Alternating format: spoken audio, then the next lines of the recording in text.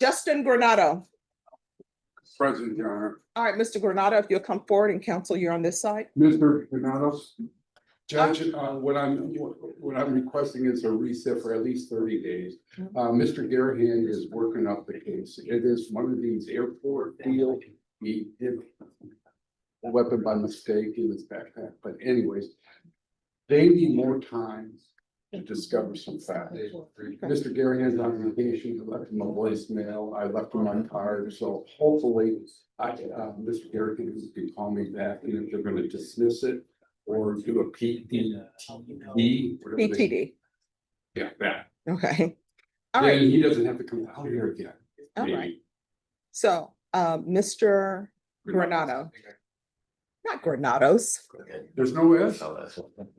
There's There's only one of you? There's an, yeah, there's There's something. only one of them. All right. So this is what we're going to do. I'm going to give you your 30-day reset. You can appear by Zoom. Are you able to Zoom? Perfect, that's perfect. All right. But if this is going to trial, then you will need to be present. Do you understand? Yes. And when I have people appear by Zoom, you're still appearing for court, so you still need to be dressed appropriately and be ready to go. Now, if you're in the waiting room, you're just gonna have to wait in the waiting room because that means we're waiting for your attorney to come. You understand? On Zoom. Yes. Yes. All right, Ms. Ferguson, I need a 30-day reset. I appear by Zoom. No, we'd love to see you. Yeah, Yeah. we would miss you. Yeah, sure you will. I've only met Mr. Granado once, so I've met you many times. I'll be. All right, July 24th. About the Zoom or else too. I'll contact. Yes, Okay. it's gonna be, Hopefully the case will be dismissed by then. it's gonna be July 24th. Once you sign the reset form, you're excused. Thank you. Thank you very much, Judge. You're welcome. Who is here on Sylvia Noriega? That's a compliance hearing. Are you ready to proceed? This is the case, Judge, where Ms. Noriega's term ends on 7/5 and they're not paying restitution amount. So, do you want to bring her up? Yes. I gotta get back. Ms. Noriega? This is for. Judge, do I put it down for a pretrial diversion because he hasn't even filled out the? No, you don't put it down for a pretrial. Just put it as discovery. Okay. Thank you very much. You're welcome. Hello. Hi. Hi. So your issue on probation is that you owe restitution. So when will you be able to pay that?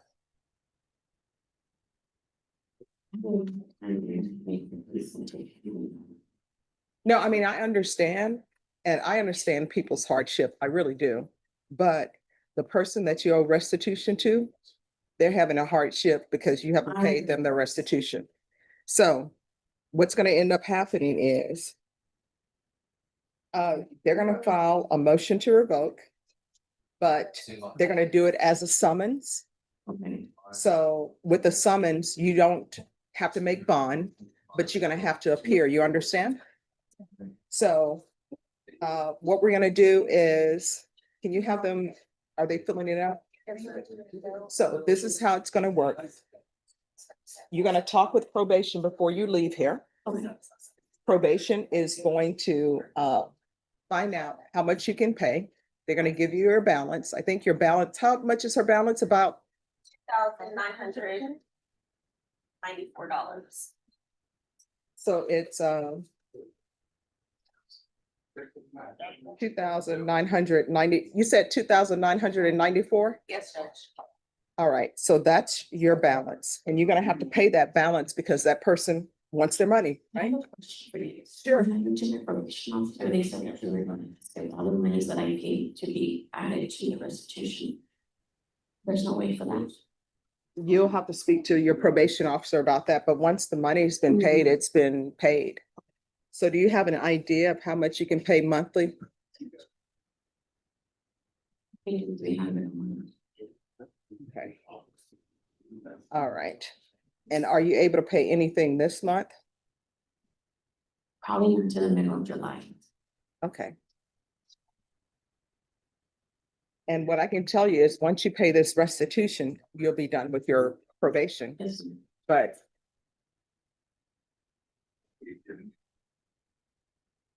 and Bashan, she is telling me that she was told by a probation officer that they could transfer the fees that she has already paid to her restitution.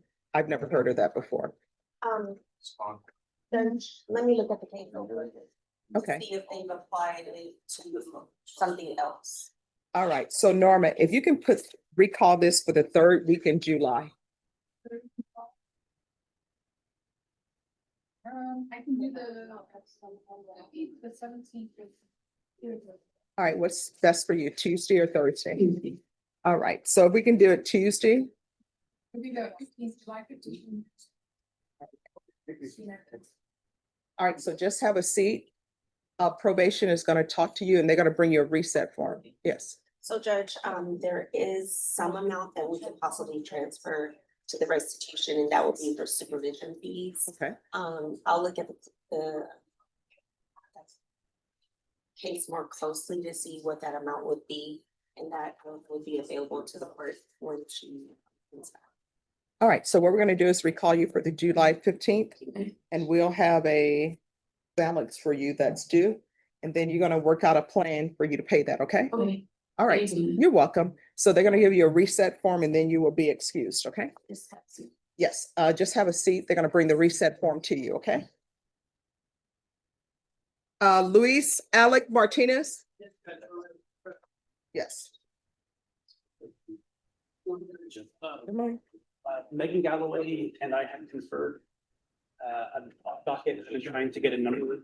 Edelman gave me a number for upfront restitution. The issue is going to be Megan will need to separate the payment to multiple individuals. Edelman and I are going to get with Megan to get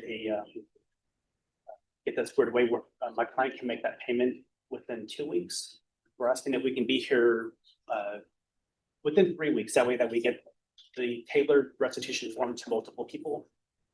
The payment's made, and then we come back for 3 weeks for approval. All right, Ms. Ferguson, That's it. can you recall this in 3 weeks? Yes, I can do the July 17th, it's a Thursday. Yes. All right, you'll need to be back on July 17th. On July 17th, everything needs to be worked out. Otherwise, it's gonna head towards jury trial. It should be worked out. Once we get the form, my client can make the payment within a week or two. Right.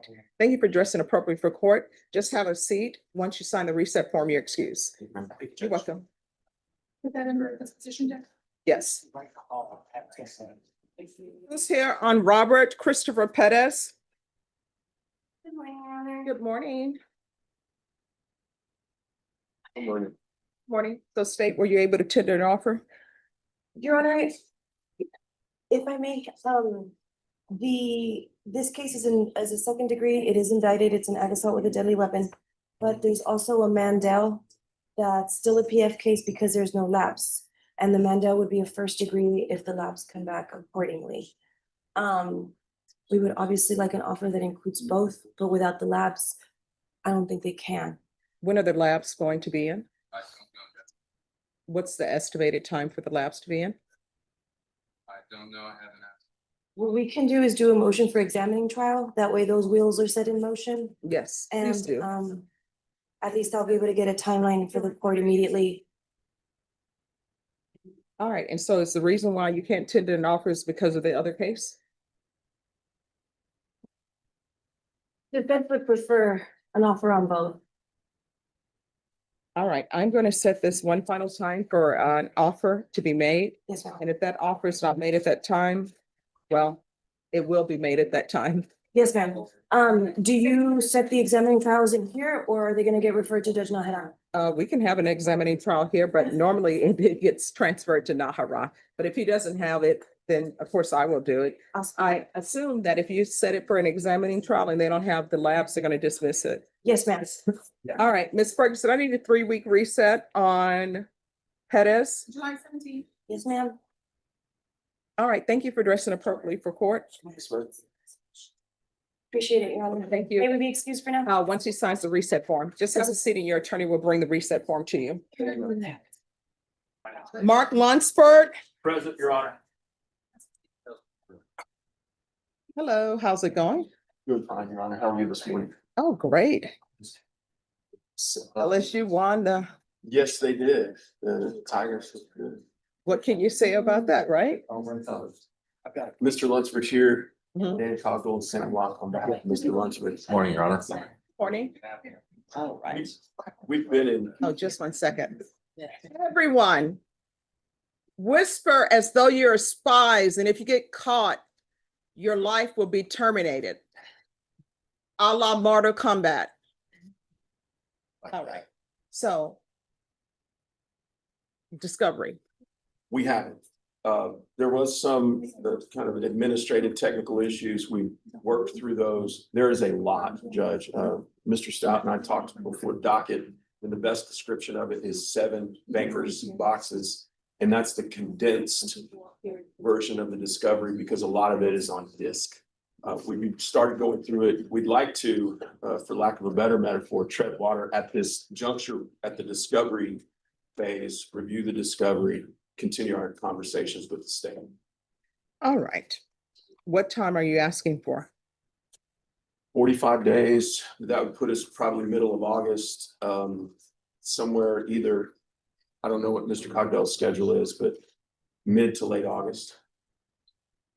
I won't give you mid to late August. I will give you the middle of August. And state an offer is going to be due at that time. We have tendered offer. Oh, you've tendered one? Okay. Correct. All right, then what I will do is I will give you late August, and that's going to be your plea deadline date. Okay. Ms. Ferguson, Yes, ma'am. the last week in August, could I make that, I want that to be a plea deadline date? Yes, ma'am. August 23rd. All right, August 28th is going to be your plea deadline date. At that time, you need to let the court know whether or not y'all have reached an agreement. If you have not reached an agreement, then your plea deadline date will have expired, and the court will only consider plea bargaining. Well, the court will only accept pleas open to the court. I will only accept a plea bargain agreement with good cause. Otherwise, jury trial. Yes, Your Honor. All right. Any questions? All right, if you have a seat, they'll bring the reset form to you. Once you sign the reset form, you're excused. Thank you. Edgar Perez. Yes, are you ready? Yes, Your Honor. And then at the Perez, it's gonna be Napoleon, Sanchez, Fernandez, and Telsey. I don't have Noriega up here, Norma. I think I gave that back to you all. Your Honor, this is for Edgar Pettit. Thank you. Court is calling 2025 CR 003-228, State versus Edgar Perez. Can I have parties announce? Agent Pettit for the defendant. And are you Mr. Perez? Yeah, yes, ma'am. Good morning. How you doing? Good morning. How are you doing today? I'm all right so far. All right. Yeah. Looking forward for today, man. I just woke up. Okay. Yeah. Are you ready to proceed? Yes, ma'am. Yes, All ma'am. right. Did you review the motion to enter adjudication of guilt and revoke community supervision with your attorney? Did you understand it? Yes, ma'am. I understand everything. Are you the same Edgar Perez who was placed on deferred adjudication in 2025 CR 003-228 for the offense of theft of property 2,500 to 30,000 on April 25th, 2025 for a period of 5 years? Is that you? Yes, ma'am. All right, state. On or about the 22nd day of May 2025 in Bexar County, Texas, the defendant Edgar Elliot Perez committed the offense of criminal trespass in violation of condition. How do you plead to that? True or not true? True. All right, did you understand by pleading true to violation of condition number 1, the court could find it true, grant the motion, find you guilty, sentence you up to 2 years in the state jail facility and up to a $10,000 fine? Yes, ma'am. Knowing that, do you still wish to plead true to violation of condition number 1? Yes, ma'am. Court will find violation of condition number 1 true. Is there a proposed agreement? Yes, Judge, deny the motion, then petition ISD, follow tap recommendation. Is that what you're asking the court to do? Yes, Your Honor. All right, sir, if you can raise your right hand for me, please. Do you solemnly swear or affirm the testimony you give will be the truth and nothing but the truth, so help you God? Yes, ma'am. I swear. All right, you can lower your hand, state your name for the record. Edgar Pettit. All right, why are you not doing well on probation? What's going on? No, I just been having some family problems, I don't like to make excuses, but, I've been having some family problems, but, Well, what's the problem? Because they're saying you're doing, you're committing a new offense. Yeah, it's just cause I've been in the street, man, homeless, and, I know, it's my responsibility to do probation, but, I want, I'm ready to get it done, man, I've been in jail for a long time. Why are you homeless? What's Uh, going on? I know you're homeless because you don't have a home, but Yeah. do you not have any family? Oh, yeah, I have family, like I said, I had some problem with them, but, I don't know, man, it's just, I don't wanna make excuses, I fucked up and, I messed up and I wanna get this probation over with. I don't know if you could give me another chance. All right, so here are your choices. If I may, Judge, Well, just 1 second. Have you ever been diagnosed with any type of mental health issue or no? No, man. All right, yes, you wanted to say something, counsel? Judge, the long and short of it is he was homeless at the time. He tells me that he has a place to go to now. And I haven't seen for sure, but I believe some of his family is here, which I believe, is that correct? Some of your family's here? Yeah. So my I- mom- Okay, so I believe if he's continued, maybe he'll stay at his mom's house. And Well, maybe- does his mom want him at her home? I hope so, I don't know. I don't know, I but- think she's still mad, but I hope so. Is his mom here?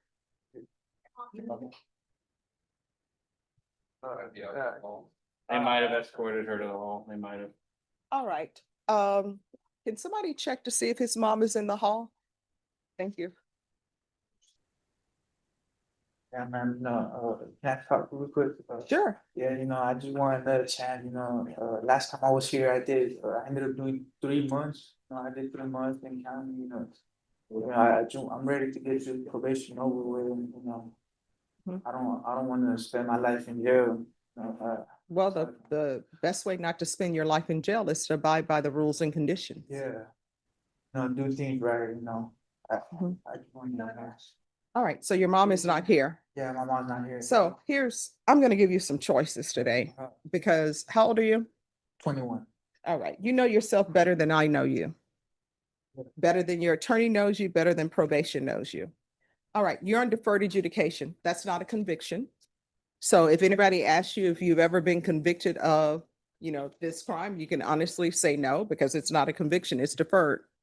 If you receive a conviction, then this is conviction of theft. Whether it's a conviction or not, it's still a crime of moral turpitude, which takes you into collateral issues such as it's going to be hard for you to obtain any type of licensing for anything that requires a license. Now, what I can do is I can continue you, or I will sentence you to 18 months in the state jail facility, give you credit for whatever time that you previously served. So you say you've been in custody for 3 months before, that would go towards your 18-month sentence. Or what I can do is I can continue. I'll deny the motion, alter and amend conditions to include a TAP evaluation in custody. And that TAP evaluation is see if you have any drug or alcohol issues. And I think we're gonna have to do a MIC evaluation in custody as well. So which do you prefer? I would like, the type evaluation. Like I said, I don't like jail, like everybody else, I don't think anybody likes jail. Yeah, nobody likes jail, I wanna be outside, doing my thing, getting money, all that, Getting money how? working, Okay. working, legally. All right. Yeah, yeah. So I want to do a TAP evaluation and MIC evaluation. That's to be completed in custody. And have you been using any type of drugs in the past? No, man. So why did you become homeless, or how far did you go in school? Well, I ended up dropping out my junior year, but I just had, I'm gonna be honest with you, I just smoke a little marijuana, but I don't have drug problem, man. All right, do a referral to felony drug court in custody. There's going to be 200 hours of community service restitution. You're going to either obtain your GED or get some type of trade school certificate. And once that's completed, the community service hours will be deemed satisfied. Do you have any children? No, ma'am. There's going to be proof of employment within 45 days of release, no employment as a home healthcare provider or with minors. Regular reporting by Zoom or in person.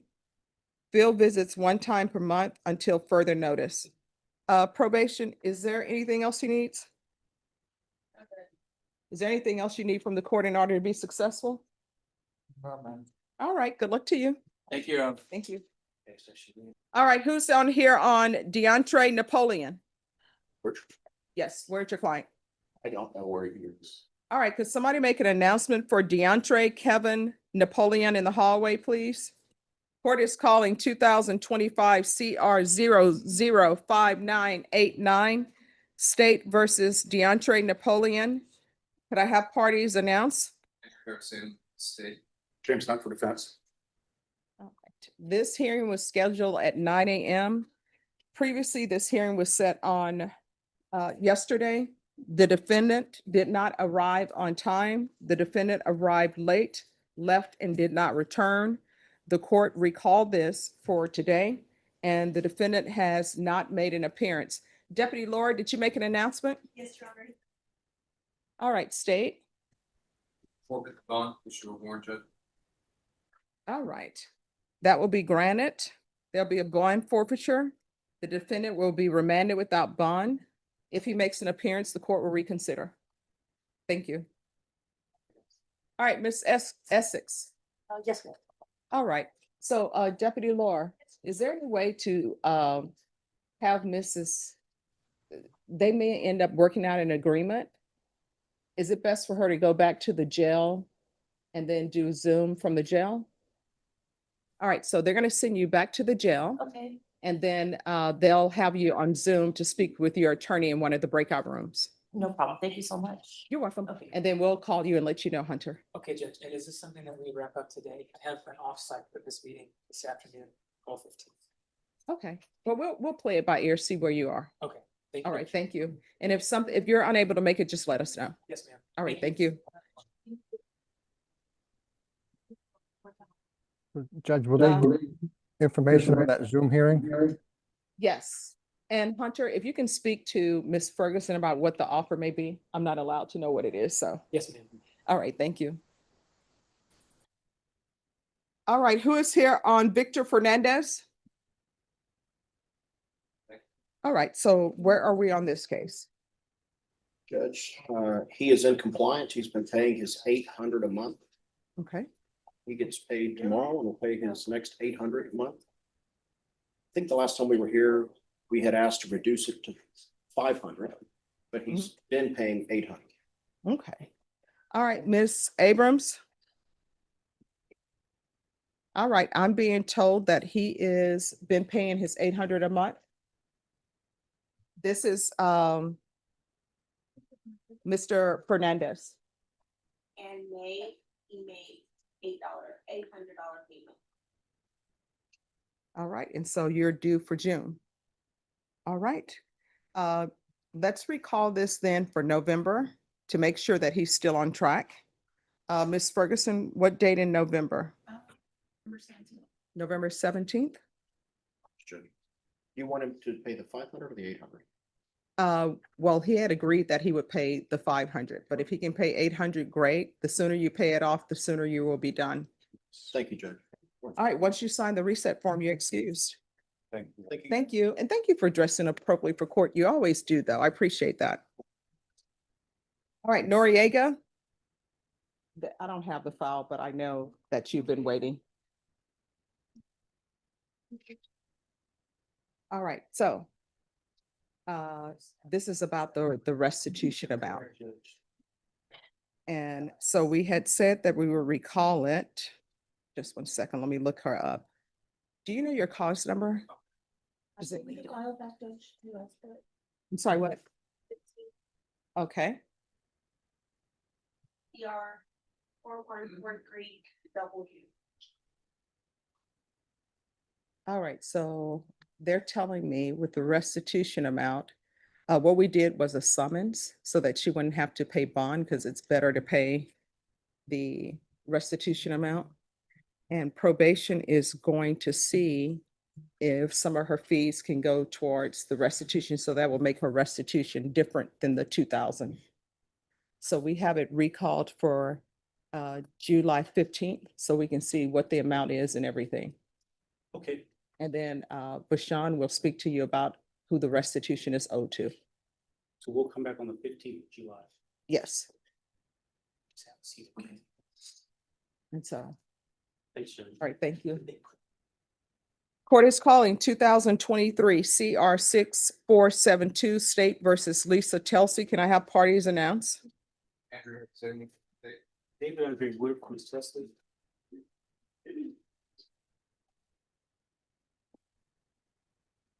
All right, and she previously entered a plea on the motion to revoke. Is that correct? Correct, Judge.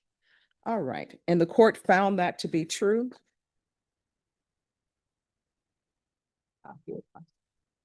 And the court asked that she be referred to felony drug court, and we were waiting to see if she would be accepted to felony drug court.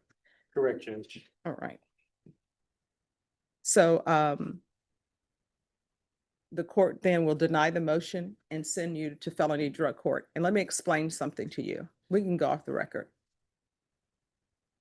By all intents and purposes, it would not be unjust to send you to prison, because that's where you really should be, because you haven't followed through on anything. One of the main reasons why I'm giving you this opportunity, because it's obvious that you have a drug problem. You will abide by conditions for a point in time, and then you just fall off the radar and you start using drugs again. And you have a child, and for some reason, Child Protective Services is not involved, which I don't understand why Child Protective Services hasn't come in and taken your child from you, because you're not a good parent at this point in your life. You continue to do silly things and things that are not a benefit to your child. And what do I mean by that? You just pick up one boyfriend after the next.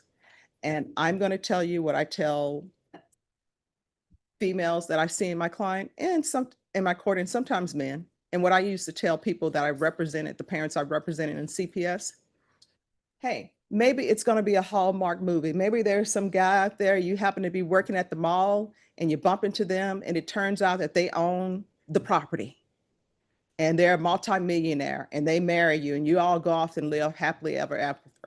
But normally what it is, it's a Lifetime movie. You end up meeting some guy, he's not interested in you, he's more interested in your child, and not in a good way. And that's what you've been doing. You've just been out here living freely, taking your child wherever you go, and your child deserves better. So this is your chance, because I do not have the manpower or the hours to be seeing you every single day. Felony drug court, they're going to see you every single day. If you fall off the radar over there, if you mess up over there, you know what's going to end up happening? They're going to file a motion to revoke, and you're going to come right back to me. And I'm going to see that you've been given all of these chances to get your life together, and you just chosen not to. And what's going to end up happening is you may end up going to prison. And if you go to prison, somebody else is going to be raising your child. Maybe they'll be nice to your child, maybe not. Maybe your child will end up writing a story about you and how their mother was no good and did nothing for them. This is your chance to change your child's story for the better and change your story. Either you want it or you don't. And what I can tell you, since you've been in jail, this is the best you have looked, where you appear to be focused on what's going on and your mind is not clouded by drugs. So do you understand? I understand. So you had better go there, and you had better follow their instructions, and you had better stay on the path between being clean and sober and taking care of your child, and not having your child with a bunch of strangers, because right now you don't have your child is with some stranger. And again, normally guys are great, right? But then they could meet another female to come in to take care of your child, who's a part of a Lifetime movie and not a Hallmark. You understand? Yes. All right, good luck to you. Thank you, counsel. Thanks, Judge. To the clerks, make sure she remains in custody until felony drug court picks her up. And Miss Telsey, you're supposed to be in custody till felony drug court picks you up. If for some reason there's some mistake over at the jail and they release you, you better come straight back to this court, quick, fast, in a hurry. Do you understand? Jesse Lutzenberger. Hello. You've been waiting patiently. Hello, Jonathan. You're always looking dapper. Judge, I knew I was coming here, so I had to play the part. You never stick to the basic, which I like, neither do you, and I like that. Thank you, Judge. All right, so today an offer was due. Has an offer been tendered? If the state may speak on this, we Yes. believe Mr. Garahan is going to extend an offer. We're asking for a short recall so that Mr. Garahan can get back, make that offer. In conferring with defense, we weren't sure if this was actually the third setting. We are thinking it's the second. Yes. Even though the docket says 3, Yes. but we are hoping for a short recall for that offer to be made before it's put on the trial docket. All right. Ms. Ferguson, Yes, ma'am. can you recall this for the third week in July? Is that good for everyone? Yes, ma'am. Okay. I can do the 17th, Judge. Is the 17th good for everyone? All right, so we'll come back on July 17th. The state will make an offer at that time, and then I'll set it for a plea deadline date, okay? All right, just thank you for dressing appropriately for court. Just have a seat. They'll bring a reset form to you, then you're excused. Thank you. All right, thank you. Thank you, Judge. It's always good to see you. You too. Reach out to you. All righty. Who's here on Doak Yanez? Judge, I am. Yes. I'm sorry, I apologize, I'm not fully dressed up. I No, was just coming- you're dressed. I know this is off docket. Yes, So your discovery and offer was due on June 30th, but we have a trial set on that date. And I was trying to give everybody time to be with their children because that's a holiday and it's a short week. Of course, best laid plans. Right. So we'll be in jury trial, but I wanted to reset your case. Do you want to come back the week of July 7th? Is that good or no? I can, Judge. What is a good date? I do have a trial set here on the 8th. Oh, you're with us already. I'm gonna be with you already. All right, so I can put it for the 8th. That's fine. All right, Norma, he's going to come back on the 8th. Yes, ma'am. Thank you. Thank you, Judge. Bye, Jonathan. Juan Aguilar. Hello. And Judge, it's a plea deadline issue. Yes.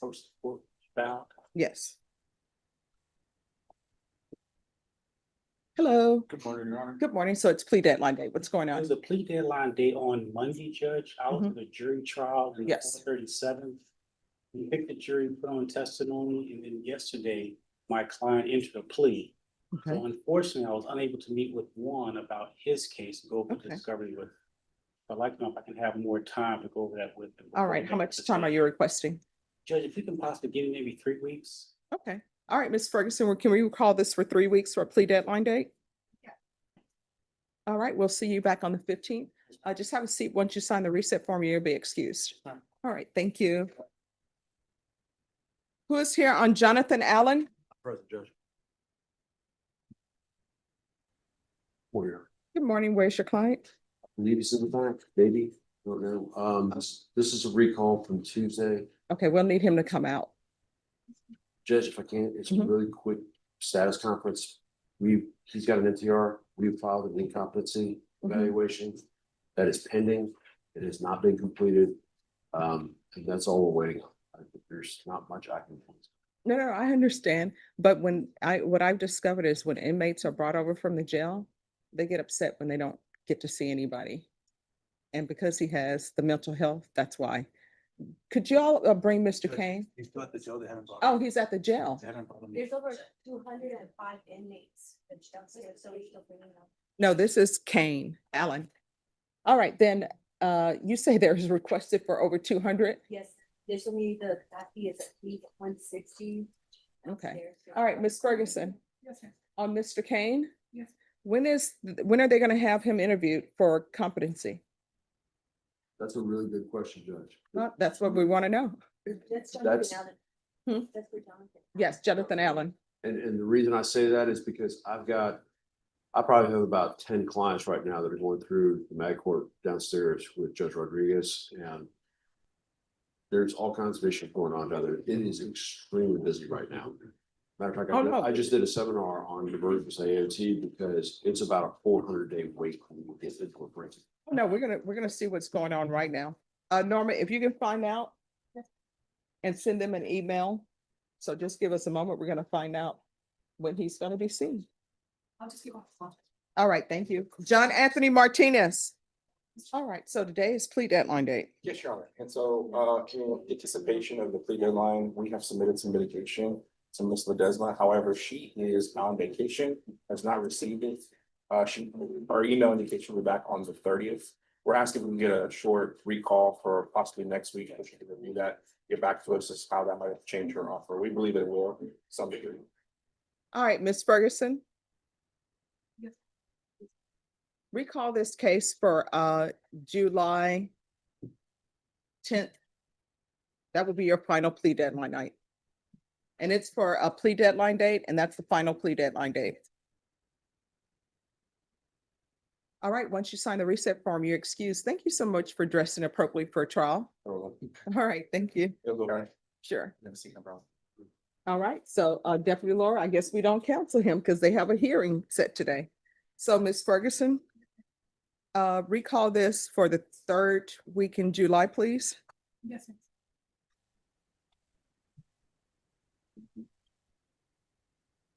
I'll do the 17th as well. All right, thank you. Judge, I will be out of town. And I've got to move my daughter up in Nashville. Can we do the 16th? We can do the 15th or the 14th. Let's do the 14th. All right, Norma, if you recall that for the 14th. Vashawn Payne is being recalled for the 14th. Who is here on Jaleesa Sarinel? Good morning. Hi, good morning. How are you? I'm doing okay. How are you doing? Well, All right, are there any applications in this case? No, ma'am. All right, the court is calling 2022 CR 8769 State versus Jaleesa Sarinel. Can I have parties announced? Charles Gold for Miss Arnell. And are you Miss Sarinel? yes, ma'am. Counsel, you received all discovery. Did you review it with Yes. your client? Yes, Your Honor. Court will find that the state is in compliance with discovery. Defense units filed a motion to dismiss for failure to provide a constitutional speedy trial. Are you withdrawing that motion? Yes, Your Honor. We're going to proceed with the plea today. We worked out an agreement. Ms. Sarinel, did you review the true bill of indictment with your attorney? Yes, Did you understand it? yes, sir. Counsel, do you waive the reading of the indictment? Yes, Your Honor. State, are you proceeding on the indictment as presented? Any objections? No objections. We'll waive any time. Ms. Sarinel, did you review the admonishments with your attorney? Did you understand it and sign it in all the appropriate places? Yes, ma'am, I did. Did you understand that the state is proceeding on the lesser included offense Yes, sir. of attempted unauthorized use of a vehicle? Yes. All right, just a second. I'll wait till they finish over here. So, did you understand that's a Class A misdemeanor? The range of punishment is anywhere up to 1 year in the Bexar County Jail and up to a $4,000 fine? Yes, sir. If you have a plea with the state, the court does not have to follow your plea. If for any reason the court does not follow your plea and gives you more than you bargained for, the fact that you entered a plea will not be used against you, and you will be allowed to withdraw your plea. Did you understand? Yes, sir. You have a right to jury trial, a right for you or your attorney to cross-examine and confront any witnesses the state would call, and the right to remain silent. Did you understand by entering this plea, you were giving up those rights? Yes. And did you intend to give up those rights and enter into a plea in this case? Yes, sir. Counsel, has your client been able to provide you with any defenses? Yes, ma'am. Do you believe she has a rational as well as a factual understanding of the charges against her? Yes, Your Honor. Do you believe she's currently competent and was legally sane at the time of the offense? Yes, Your Honor. Ms. Sarinel, has anyone threatened you, coerced you, or placed you in fear to get you to enter this plea? No, ma'am. Anyone promised you anything other than the plea? No, ma'am. Are you satisfied with the way you've been represented? Yes. Are you a U.S. citizen? Yes, sir. Court will find that defendant has knowingly and voluntarily waived her right to jury trial. Did you review the plea bargain page with your attorney? Did you understand it? Yes, ma'am. According to the plea, punishment is to be assessed under an attempted unauthorized use of a vehicle. to 98 days in the Bear County Jail. There's a $2,000 fine. There's $1,000 to be payable to Julie Martinez. Did you understand that to be the plea? Yes, ma'am. Defense, is that the plea? Yes, Your Honor. State, is that the plea? Yes, Judge. Did you review the waiver of appeal paragraph with your attorney? Did you understand it? Did you sign it in all the appropriate places? Yes, ma'am. Did you understand by signing that you're waiving your right to appeal? The only items that can be appealed are written pretrial motions that have been filed, heard, and ruled upon by the court. Did you understand? Yes, ma'am. Counsel, have any such motions? No, Your Honor. Then to the lesser included offense, how do you plead? Guilty, not guilty, or no contest? Guilty. State any evidence. No objections. All right, state, you may be excused. Did you review the waiver and stipulations with your attorney? Did you understand it and sign it in all the appropriate places? Yes, ma'am. Again, did you understand you have a right to jury trial, a right for you or your attorney to cross-examine and confront any witnesses the state would call, and the right to remain silent? Yes, ma'am. Did you understand that today the state will be presenting evidence in the form of witnesses' statements and police reports? Yes. But most importantly, there'll be no live testimony. Did you understand? Yes, ma'am. Court will find that defendant has knowingly and voluntarily waived and consented to stipulation of testimony and stipulations. Court will accept into evidence states exhibits 1 and attachments and review the same. After reviewing states exhibits 1 and attachments, the court will find that there is sufficient evidence to find you guilty, and the court will find you guilty. Are you proceeding with sentencing? Yes, Your Honor. Anything you wish to say on behalf of your client? Your Honor, we just ask that you follow the agreement. It's happened 4 years ago. She just wants to move on with her life. Yes. All right. The court is going to sentence you to $2,000 fine, time and money to run concurrently, 98 days in the Bear County Jail, give you credit for any time served. There's to be restitution of $1,000 to Julie Martinez, Cortinas, and there's to be no contact with Julie Martinez. Did you review the document entitled Trial Court Certification of the Defendant's Rights to Appeal with your attorney? Did you understand it and sign it? Yes, ma'am. Right, because this is a plea bargain agreement, because I followed your plea bargain agreement, and because you waived your right to appeal, you do not have the court's permission to appeal. Do you understand? Yes, ma'am. All right, we can go with the record. How old are you? I'm 33. All right, so you're gonna have to start making better choices. Otherwise, you're gonna find yourself in and out of somebody's jail, or maybe even the prison. You understand? Yes, ma'am. If there are some issues that are going on with you, drug issues or something else, once you're released from the jail, if you can't find a place to go, if you come back here, I'll pick up the phone and help you, okay? Yes, ma'am. Thank you so much. All right, good luck to you. Yes, ma'am. Thank you. You too. Yes. Thank you. You can. Stephanie Boyd? Yeah, all right. Judge Thank Stephanie you. Boyd. Yes, ma'am. That's okay. Thank you so much. Have a good day. You too. Let me excuse Judge. Yes, thank you. You too. Who's here on Adrian Holmes?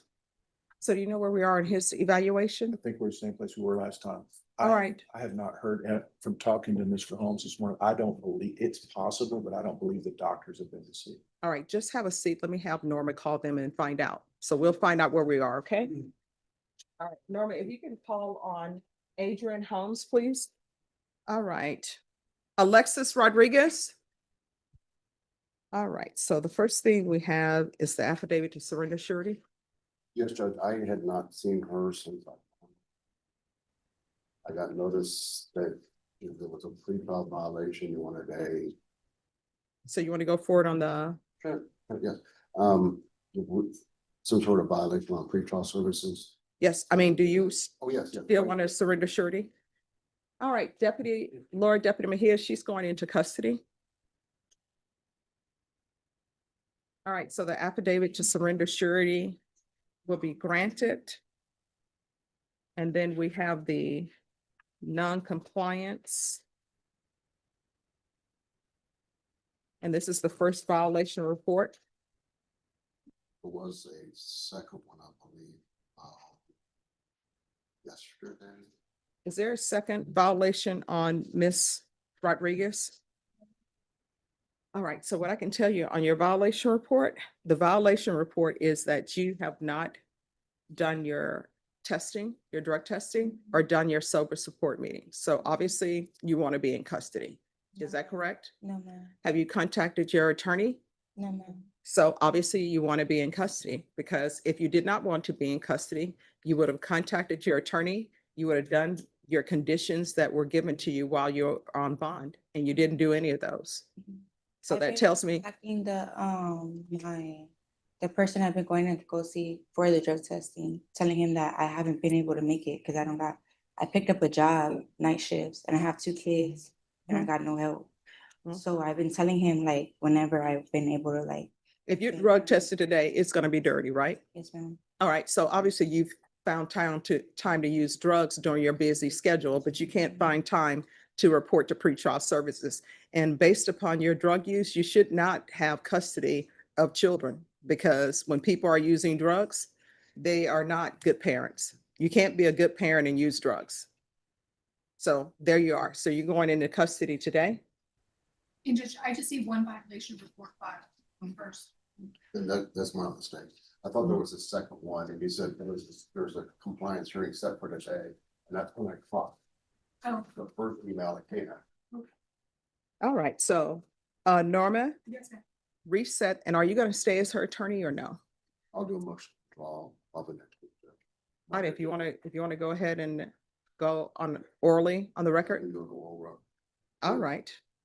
The court is going to call NIMAC number 738729, State versus Alexis Christian Rodriguez for the defense. Judge Joseph McAguilar on behalf of Ms. Rodriguez. I am the attorney of record and have filed an affidavit to surrender, and I would also like to make a verbal motion to withdraw as her attorney. All right. Been no communication, no follow-up in any employment agreement. All right. As previously stated, the court is granting your affidavit to surrender surety, and the court will grant the motion withdraw. And I think once you've done the affidavit to surrender surety, there is sort of a conflict. Exactly. All right, that will be granted. You're excused. Thank you, Judge. Thank you. I do have one more back. All right. Are you able to afford an attorney? Not at this moment, no. All right, Ms. Ferguson, see if she can be interviewed for a court-appointed attorney. Yes, ma'am. I'll send it to Mac. All right, and then Norma, let's recall this for the week of July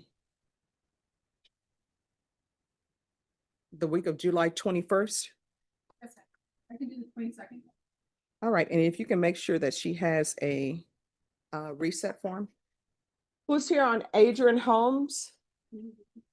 Did we get an update on Adrian Holmes, Norma?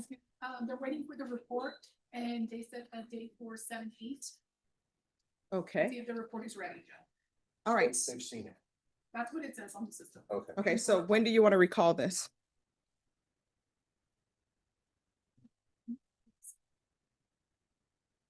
Week after that. All right, you want to do it the week of the 14th? Sounds good to me. What date? The 15th? Yes. All right, Mr. Holmes, a doctor has been to see you. They're just waiting for him to do his report. Do you remember speaking to a doctor?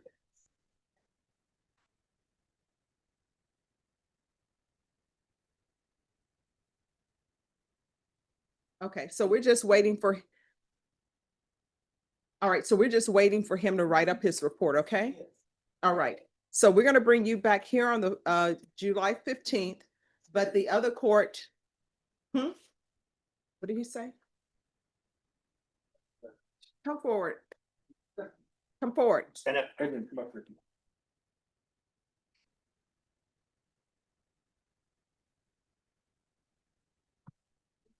You wanted to say something, sir? Yes, I was trying to say, I am here and I've been cased with a charge of robbery and already a 250 days meetings. Okay. And seeing that I had said before, because I wanted to know my time served, I thought I was going to say. Oh, okay, so let me. The judge, the agreed with the doctor thing on whatever the doctor's legal as a doctor. I don't need one, but I do need one. And I was able to go and have things deserved by the doctor's office when I got here. Before I got charged for a and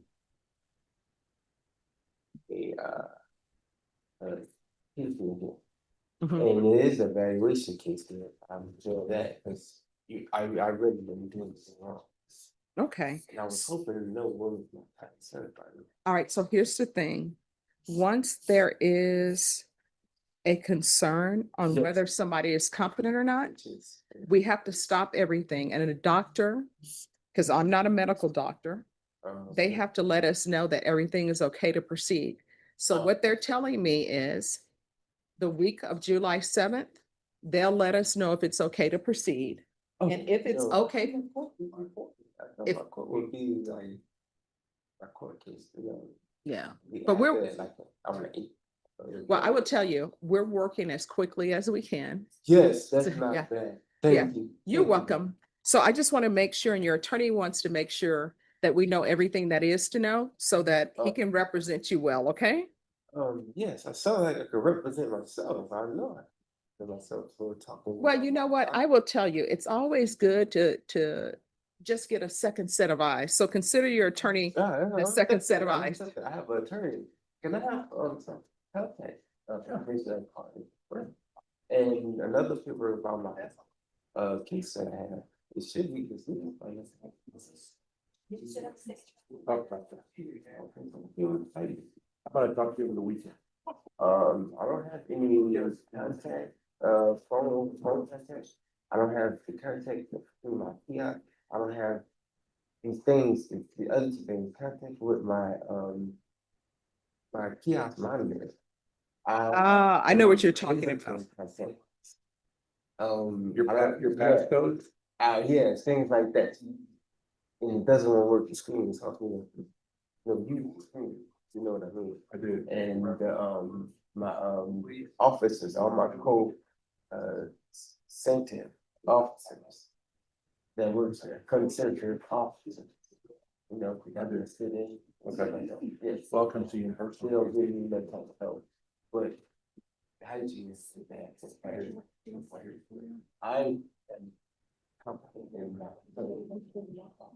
Anything else, just officers are hopeful. All right. And Mr. Holmes, if there's an issue with any of that, just let your attorney know and we'll see what we can do to help you, okay?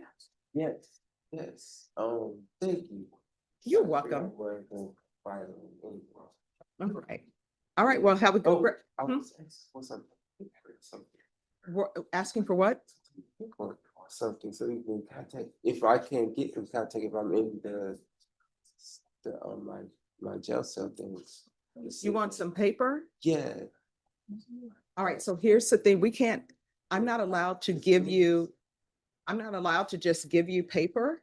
Oh, yeah. Yeah. But if you want paper with some information written down on it, we can give you that. Norma, Yes, ma'am. can you give him his reset form for this court, Mr. Holmes? Yeah. So that he can have some paper? And it'll be for July 18th. 15th, sorry. You're welcome. Christopher Medellin. Ready, Judge. It's, we're gonna request I guess, a plea bargain deadline. We All right, received one Mr. today. Medellin, if you'll come down, please. And you have all discovery? Yes, ma'am. State, if you'll do a acknowledgement of discovery, please. Yes, Judge. Sir, how old are you? I am 35 years old, ma'am. All right, Ms. Ferguson, set this for 3 weeks for a plea deadline date. Let's do 17.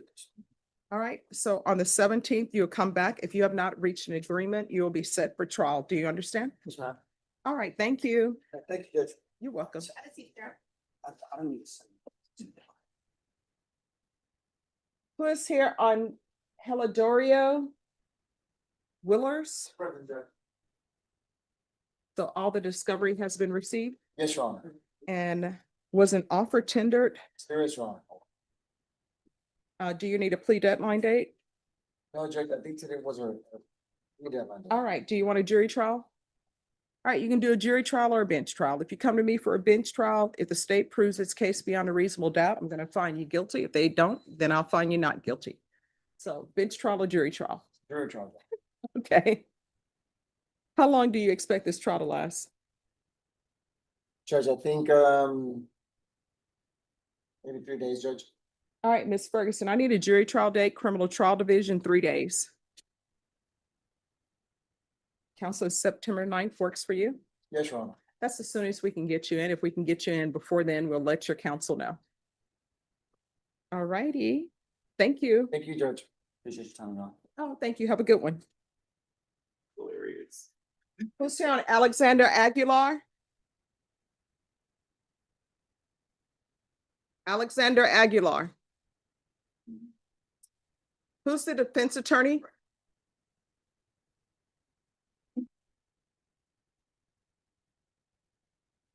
All right, this is final discovery hearing, and I'm assuming you all have the book of swap.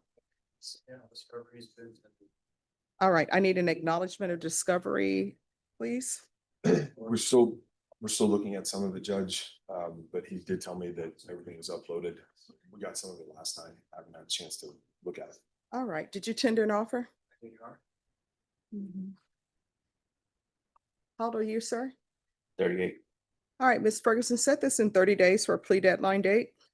The 24th, July 24th. All right, so we're going to come back on July 24th. On that date, you need to let me know whether you reached an agreement. If you have not, your next court setting will be your jury trial date. Do you have any questions? No, ma'am. All right, thank you. Thank you. sir. Have a nice day. You too. Ryan Westbrook. Yes, ma'am, Judge. How Where you is doing he? this morning? I'm doing okay. I Where's wish he? I had something positive or good to report to the court on Mr. Westbrook, but I don't. All right. And I heard loudly and clearly that the court's admonitions on Monday, so Yeah. I will tell the court that well, Could I see the file on Westbrook, please? we've attempted to make contact with him, but just actually within the last 20 minutes, I had a parole hearing that I started right at 9, and I know this court takes precedent over that, but I just No. I Yes. will report back to the court as soon as I know something. All right. Well, I'm going to call the case, I understand. and court is calling 2025 CR 001302 State versus Ryan Jordan Westbrook. Can I have parties announced for the state? So, for the state of Texas, Your Honor. Defense? Neil Kalfas on behalf of Mr. Westbrook, Judge. All right. This was set at 9 a.m. Mr. Westbrook has not answered the docket this morning. It is now 10:54 a.m. Defense, have you had any contact with Mr. Westbrook this morning? I have not had any contact with him this morning, but I have had very frequent and regular contact with him up until last Friday. And then, of course, I was here with him on Monday. But I would just tell the court that he's not, sometimes he's not always the most cognitively good with regard to, and I know that if you need to be anywhere at a certain time, it's the courtroom, but he's not always good with his time management. I know that's no excuse, and I'm not trying to, I don't think he's going anywhere, but again, I couldn't tell the court that for sure, because he is facing a rather significant case. All right. Deputy Laura, did you make an announcement for Mr. Westbrook? Yes, Your Honor. State? Yes, Judge, we would ask for the court to forfeit the bond and issue a warrant. All right. The court will grant the bond forfeiture, remain your client without bond. If your client makes an appearance, the court will reconsider. Yes, ma'am, Judge. All right, thank you. May I be excused with regards to him? Yes. All right, thank you, Judge. Thank you. Good seeing you. You too, Judge. All right. And is Ruth Payne on bond or in custody? She's out. All right, if you'll come forward, please.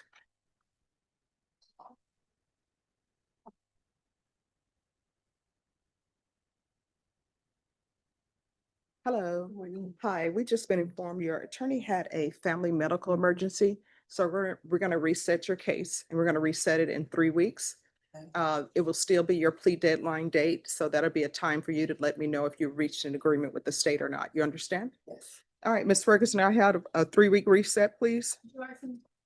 All right, so it's going to be July 17th. Once you sign the reset form, you're excused. Thank you. Thank you for dressing appropriately for court. Jose Martin Garcia Corona. Good morning. Hi. How are you doing? Oh, I'm doing okay. On this case, we actually have a jury trial that's scheduled on the 30th. But of course, I was trying to respect the holiday for everyone because that's a short week. I'm resetting some of the cases from June 30th. Are you okay to return the week of July 7th? I'm on vacation that week. All right, so when do you want to return? I come back on the 8th, actually. No. Okay. Oh, no, the week of July 7th. Oh, okay, yes. So I can, any other day that week is. All right, so Norma, Yes, ma'am. you want to recall this for July 10th? Yes, ma'am. That's perfect. All right, and you have contact with your client? I do not. She was the one that was taken into ICE custody and I. Okay, well, we'll have her brought over. All right. Thank you so All much. right, thank you. All right. Aren't we all? Doesn't cut it. She's gonna wait. Yes. All right, Alexis, you said you want to go to jail already because you're tired? All right, so that's what drugs will do sometime. It'll make you sleepy. So my suggestion to you, get awake because your attorney is coming. Julio Hernandez? Who's the attorney for Julio Hernandez? I don't recognize you not in the car driving.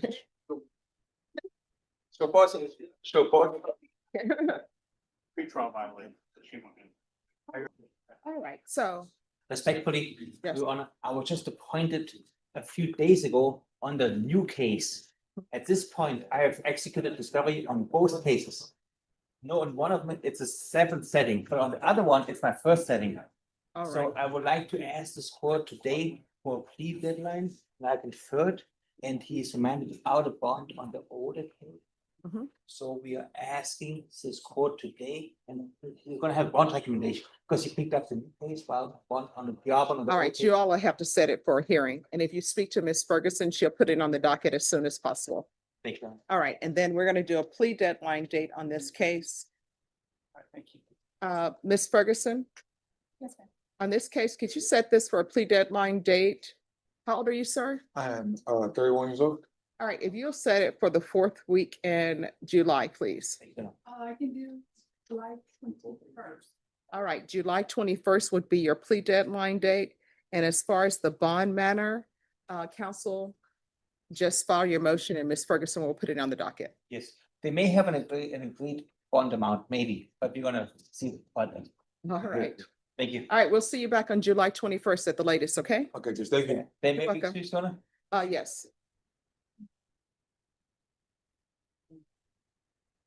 All right, Roxanne Gonzalez. You need to show your video, please.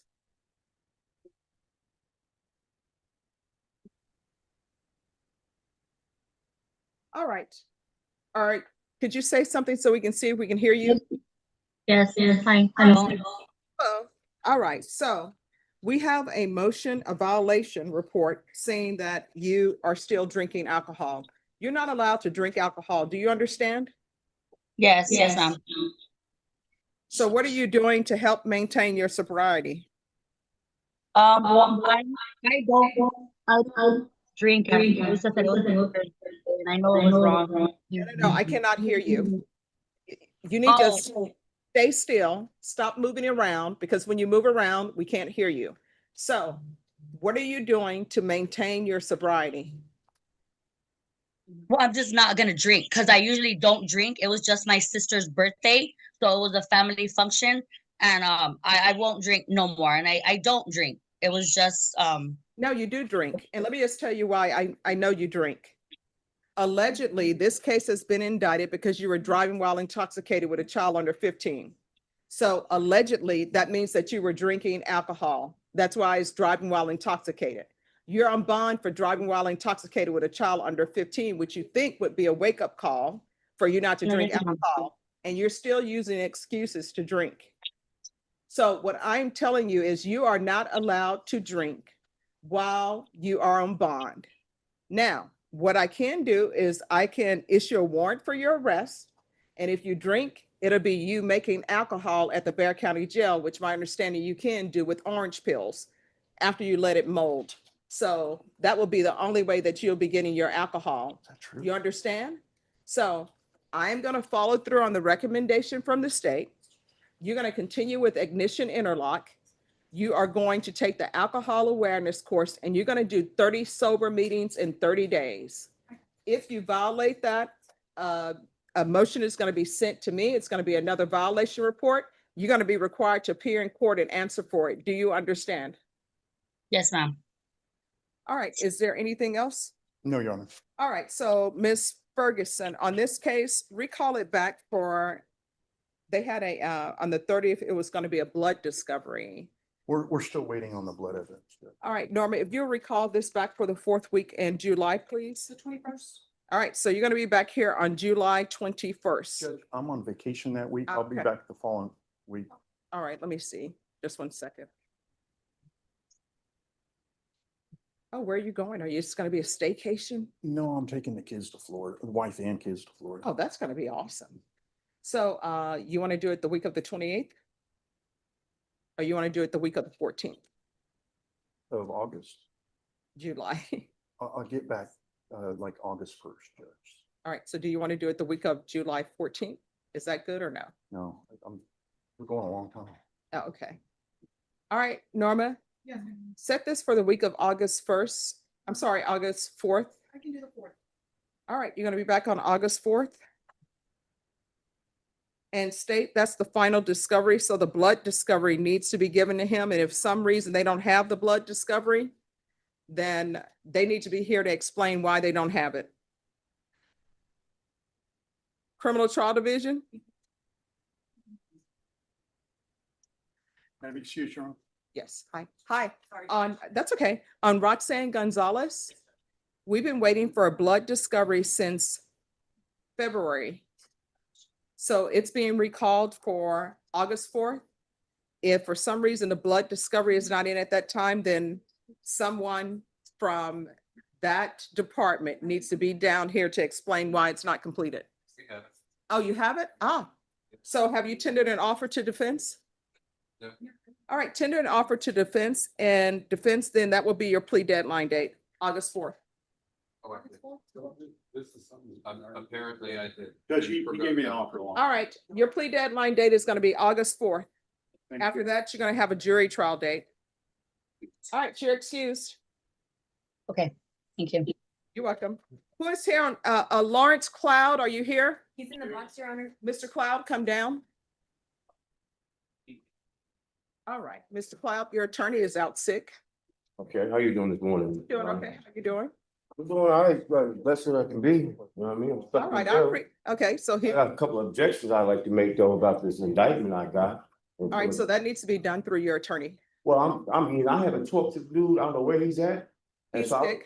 And he's always sick, he's supposed to see me in the jail All right, like- so let me talk to you. Yeah, go ahead. All right, so right now you're coming at me at 100.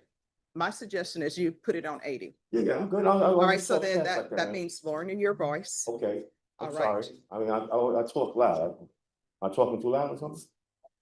Yes, you're talking very loud, and usually people up here and whisper, so. Oh, I'm sorry. I was a Marine. I'm used to talking loud. I want to get my point across. That's all.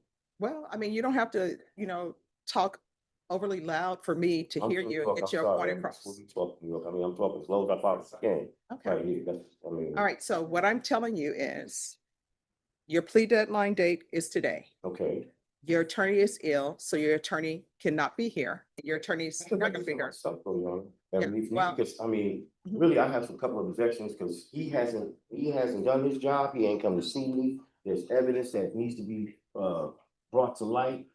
Some concealment of information that has not been, stowed. When I read the reports, I seen that there was ambiguous natures that was also on the indictment that I was. So I want you to hear me. So time out. This is the thing. I want you to hear me. Yeah, I'm listening. So all of the information that you're giving me right now, that you're saying the indictment is incorrect, it does no good to give you that, for you to give me that information now. You know why? Because your attorney is not here. So what I'm gonna do is I'm gonna reset this case for the week of July 7th. Your attorney will be here, and if your attorney is not here, then we'll address that issue as well. What date, Ms. Ferguson? All right, July 7th. All right, and this is what the other thing I want to tell you. Yeah, go ahead. I don't know what was happening between you and the deputy, but Well, in he was no. In this courtroom, I require that everyone treat everybody with respect. Yeah, he came at me foul though, so I'm. No, let me just tell you. Here's the thing. Yeah, go ahead. this is what I've discovered in my time on the planet and my time in working in courts. If you have a judge who is rude and disrespectful to people, then you know what ends up happening? Everybody on the staff, everybody in court thinks, oh, the judge is rude to people, so it's okay to be rude to people. I don't have people be rude to people. I'm not rude to anybody. So what I can tell you is the deputies, they're not my employees, but I know they're not rude to people. The staff, they're not my employees, but I know they're not rude to people. The people I'm in charge of hiring is the court coordinator and the court reporter. And guess what? They're not rude to people because I'm not rude to people, and I don't tolerate people to be rude to people. So here's the thing. When you are frustrated over something, that doesn't mean that you take your frustration out over nope. You don't take your frustration out on other people, because guess what ends up happening? What ends up happening is everybody shuts down. Nobody's listening because you're coming at them in a certain way. Okay. So your attorney's not here. There's nothing I can do about your attorney not being here because your attorney is ill. What I can tell you is your attorney was here on April 25th. Your attorney was here on June 2nd. Your attorney is ill. It happens. I don't think he was standing outside saying, please let me get sick so I can't come to court. So we're going to bring you back on July 7th. On July 7th, your attorney will be here and you can discuss what issues you feel you have that are valid concerns or valid motions, and he will talk to you about that. Okay, well, can I ask you a question? Because Sure. the case has been dismissed, right? And they indicted me, and I've been asking him, when you gonna file a motion to suppress, do this and that? He hasn't done his point. He hasn't done his job. He's ineffective. I'm like, dude, can you do something about it? I'm gonna come visit you. Doesn't come visit me. 183 days go by, okay? I've already had a section 17, 1.15 violation where they didn't even give me, DA didn't give me no liberty on that. I'm on parole. So I wanted to go home at that time. I breed dogs and I can't have my liberty to be free at a time when I'm supposed to, because you didn't indict me. And then you indict me at 145 days later, and then my parole states me have to be stuck in jail. I'm tired of being locked up. And then you dismiss the charge. There's the inadequacy of the charge. It doesn't make any sense. The charge is dismissed. Why do I gotta stay in jail and have to put up with nonsense if the charge is already dismissed? All right, That's so a crazy what I'm thing. telling you is that your charges have not been They're dismissed. using the charge as the indictment. I understand that, yes. Yeah, so your charges have not been dismissed. Well, And this is the thing. I always tell people to listen. okay. And what I told you was, it does no good for you to tell me about how you think your case should be dismissed because your attorney is not here. Now, if you just want me to listen to it, I will listen to it, but it does no good for me to listen to it because you have an attorney and your attorney is not here. Your attorney is ill. So we will bring you back on July 7th and we will hear that. I understand that, but understand where I'm coming from. I'm objecting because I never even evaded arrest, and this is just a bunch of nonsense. Okay, so let me ask you It makes no this. sense. Let me ask you this. Are you talking to me about your case? The indictment and the case itself, I never evaded arrest at all. Okay, the problem was existing. No. Here's my question. I want you to hear what I'm saying. Are you talking to me about your case? No indictment and the case is involved with the indictment, of course. All right, that's either yes or no. Is that what you? Indeed, I am. Yes. All right, so did I not say that it does no good for you to speak to me about your case because you have an attorney and that attorney needs to be here? Your attorney is ill, so we're bringing you back on July 7th. All right? All right, All right, so no. They're gonna take you away, okay? I'm getting my stuff. Don't put your hands on me. You need to talk to this dude too. I don't take that from nobody, bro. Don't put your hands on me like that. Really? I don't give a damn. I know I'm coming back there. This was one they brought over, I think it was set next week.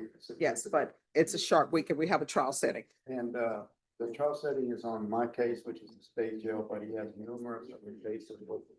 Leon's been working on trying to get the discovery, all the documentation we need. So All right, is your client on bond or in he's custody? in custody. All right, So so it's not right.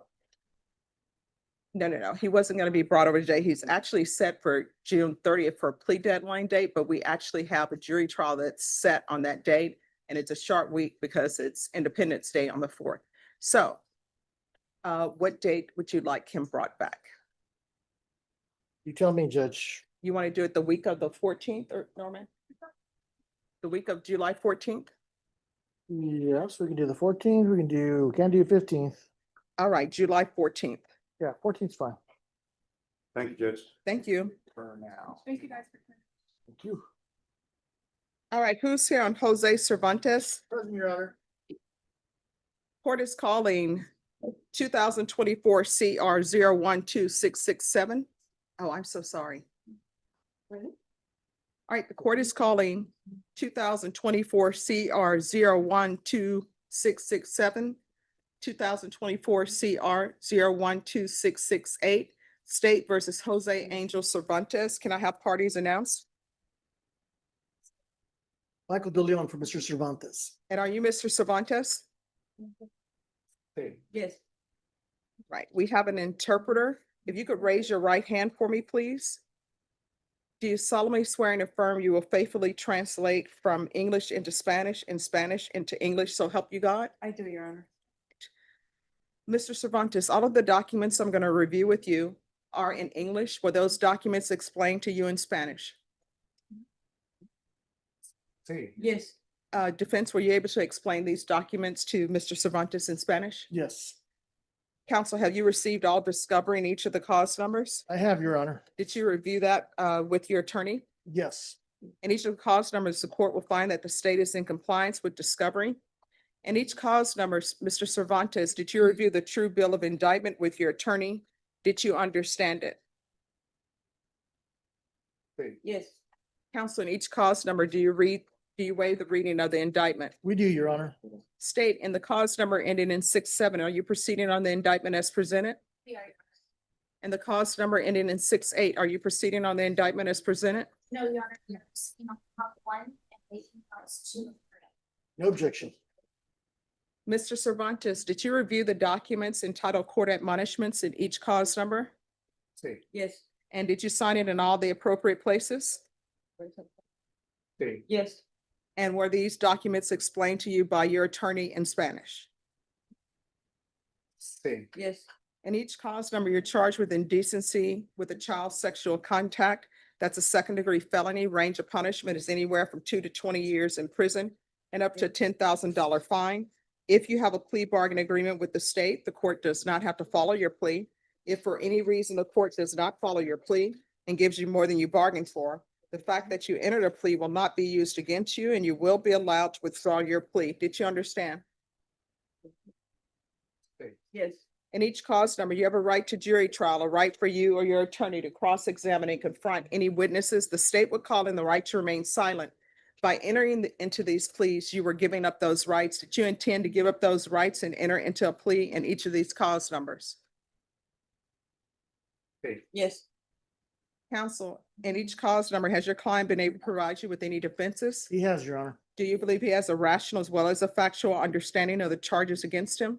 I do. Do you believe he's currently competent and was legally sane at the time of the offense? I do. Mr. Cervantes, in each of the cause numbers, has anyone threatened you, coerced you, placed you in fear to get you to enter the plea? No. No. Anyone promised you anything other than the plea? No. No. Are you satisfied with the way you've been represented? Yes. Are you a U.S. citizen? No. No. Off the record for a moment. Cindy, do you need a cough drop or anything? Okay. Let me know when you're ready to proceed. Right. All right, we're back on the record. Mr. De Leon, did you discuss the immigration implications by entering into a plea in each of these cost numbers with your client? Your Honor, I have. I've discussed immigration consequences with Mr. Cervantes. I've also gotten a Padilla letter from Ms. Coles Davila, immigration lawyer who went through our entire situation that we have with Mr. Cervantes. And I've explained those immigration consequences to him. All right, Mr. Cervantes, do you understand by entering into a plea in each of these cause numbers, you will be deported? Yes. You understand you will not be allowed to re-enter the United States? Yes. Do you understand you will be denied naturalization? Yes. Court will find that defendant has knowingly and voluntarily waived his right to jury trial. Did you review the plea bargain page with your attorney? Did you understand it?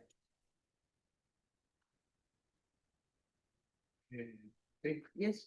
And each of the cause numbers, your punishment is to be assessed at a $1,500 fine, 8 years in the prison. The cases will run concurrently. There's to be Chapter 62 compliance, and there's to be no contact with the complainants. Did you understand that to be your plea? Yes, I understand. Defense, is that the plea? That is the plea agreement, yes, Your Honor. State, is that the plea? Yes, sir.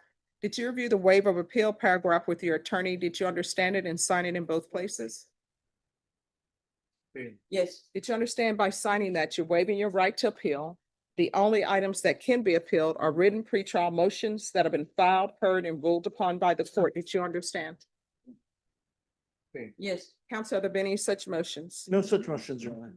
Then to count one in cause number 2024 CR 012668, how do you plea? No me opongo. No contest. And cause number 2024 CR 012667, how do you plea? No me opongo. No contest. State, any evidence to support the plea? In both cases, state law firms will exhibit one and attachments. We've reviewed that, Your Honor, no objection. And each of the cause numbers, did you review the waiver and stipulations with your attorney? Did you understand it and sign it in all the appropriate places? Yes. Again, did you understand you have a right to jury trial, a right for you or your attorney to cross-examine and confront any witnesses the state would call in the right to remain silent? Yes. Did you understand that today the state will be presenting evidence in the forms of witnesses' statements and police reports, but most importantly, there will be no live testimony. Did you understand? Yes. In each cause number, the court will find that defendant has knowingly and voluntarily waived and consented to stipulation of testimony and stipulations. Court will accept into evidence states exhibits 1 and attachments, and the court will review the same. All right, in each cause number, after reviewing states exhibits 1 and attachments, the court will find there is sufficient evidence to find you guilty. The court will find you guilty. Is there a reason I should accept this plea? Yes, Your Honor, I have spoken with both of the complainants, both of these complainants, so they guidance. All right. Are you waiving PSI? We are, Your Honor. Right. And then in each cause number, and we'll start with cause number ending in 68. The court will sentence you to 8 years in the prison. Give you credit for any time served. There's a $1,500 fine. This will run concurrent with 2024 CR 012667. There's Chapter 62 compliance.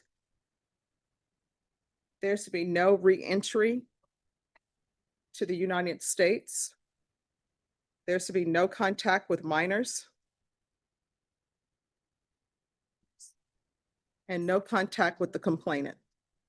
And the cause number 2024 CR 012667. The court will sentence you to 8 years in the prison. Give you credit for any time served. There's a $1,500 fine. This will run concurrent with 2024 CR 012668. There's to be no re-entry to the United States. Chapter 62 compliance. There's to be no contact with minors and no contact with the complainant. Is there anything else with regards to sentencing in either of the cause numbers? Not with regards to sentencing, but the state does have a question after the process. All right. Did you review the trial court certification of defendant's rights to appeal with your attorney? Did you understand it and did you sign it? Yes. Because these are plea bargain agreements, because the court has followed your plea bargain agreement, and because you waived your right to appeal, you do not have the court's permission to appeal. Because these are felony convictions, you're not allowed to own or possess any weapons or ammunition. If you have a question over what a weapon or ammunition is, you'll need to speak to an attorney. Do you understand? Yes. All right, and there's something you wanted to say, counsel? Party and then Quentin Francis. Yes. You want to do that in the box? Oh, yes, you can. All right, they're gonna read something to you in the box, sir. Thank you, Judge. Thank you. Nicholas Corpus. Court is calling 2023 CR 7339 State versus Nicholas Isaiah Corpus. Can I have parties announced for the record? Ashley Jones, for the state. Linda Corley for Mr. Corpus. And are you Mr. Corpus? Yes, Your Honor. All right, did you review the motion to enter adjudication of guilt with your attorney? Did you understand it? Yes, Your Honor, I did. Are you the same Nicholas Isaiah Corpus who was placed on deferred adjudication in 2023 CR 7339 for the offense of assault, family choking, strangulation on November 9th, 2023? Yes, Your Honor, I know. All right, state. Your Honor, the state is going to proceed on violation of condition number 1 on or about the 27th day of April 2024 in Bearsville, Texas. The defendant, Nicholas Isaiah Corpus, committed the offense of violation of bond and violation of condition number 1. How do you plead to that? True or not true? True. And the state will waive the remaining violation. Any objection? No objections. Did you understand by pleading true to violation of condition number 1, the court could find it true, find you guilty, sentence you up to 10 years in the prison and up to a $10,000 fine? I did understand, Your Honor. Knowing that, do you still wish to plead true to violation of condition number 1? True. No, do you still want to proceed with that? Yes. All right, the court will find violation of condition number 1 true. Is there a proposed agreement? Yes, Your Honor.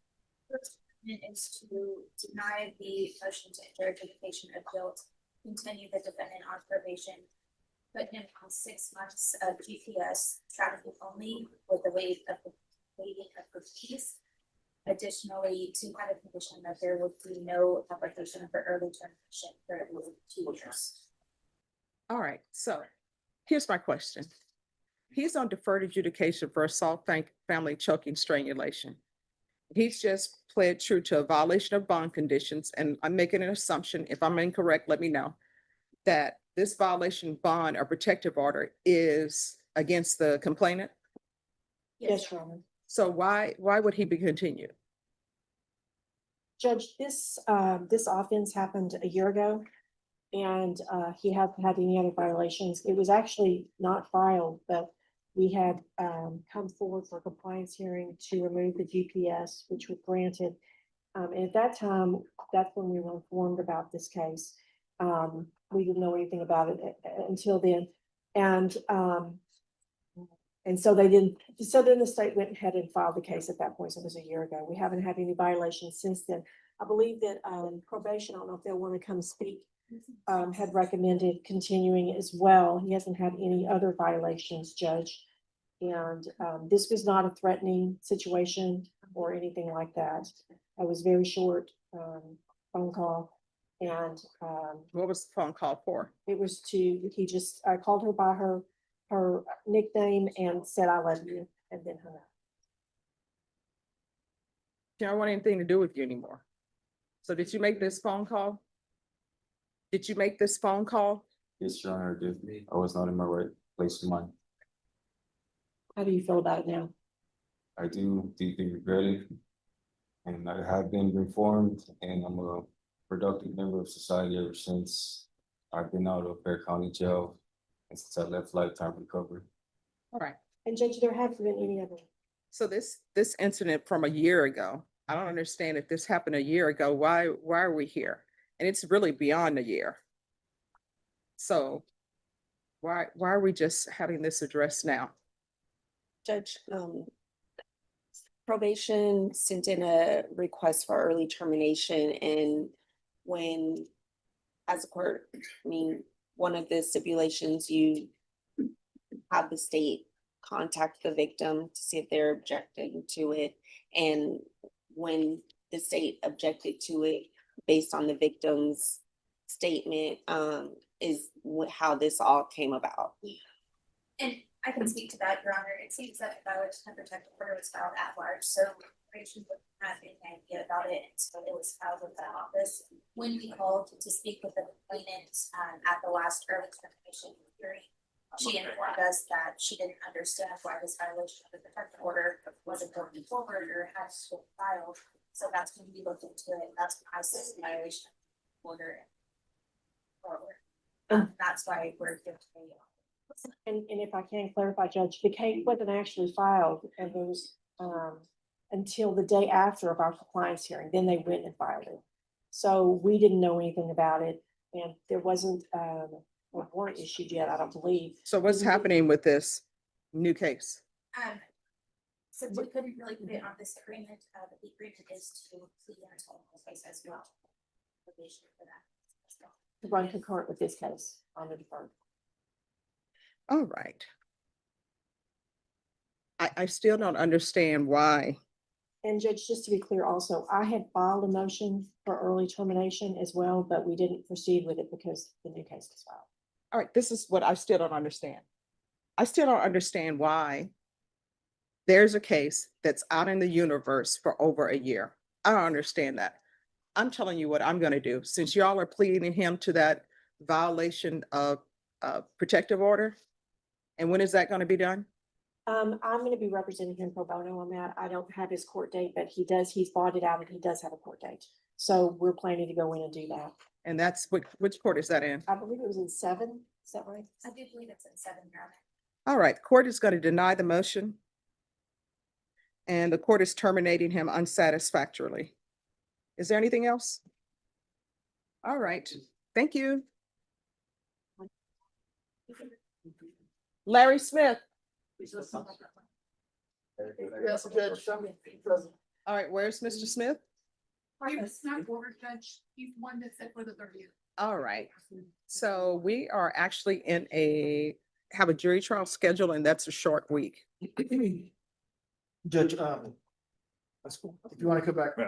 2 weeks later, July 14th. All right, so it's PSI. Yeah. So my release. Do you want July 14th? State family violence. I don't know if they're in here. All right. Take to be statement with the defendant, Judge. Okay. All right, so we'll set it for July 14th. That's fine, Judge.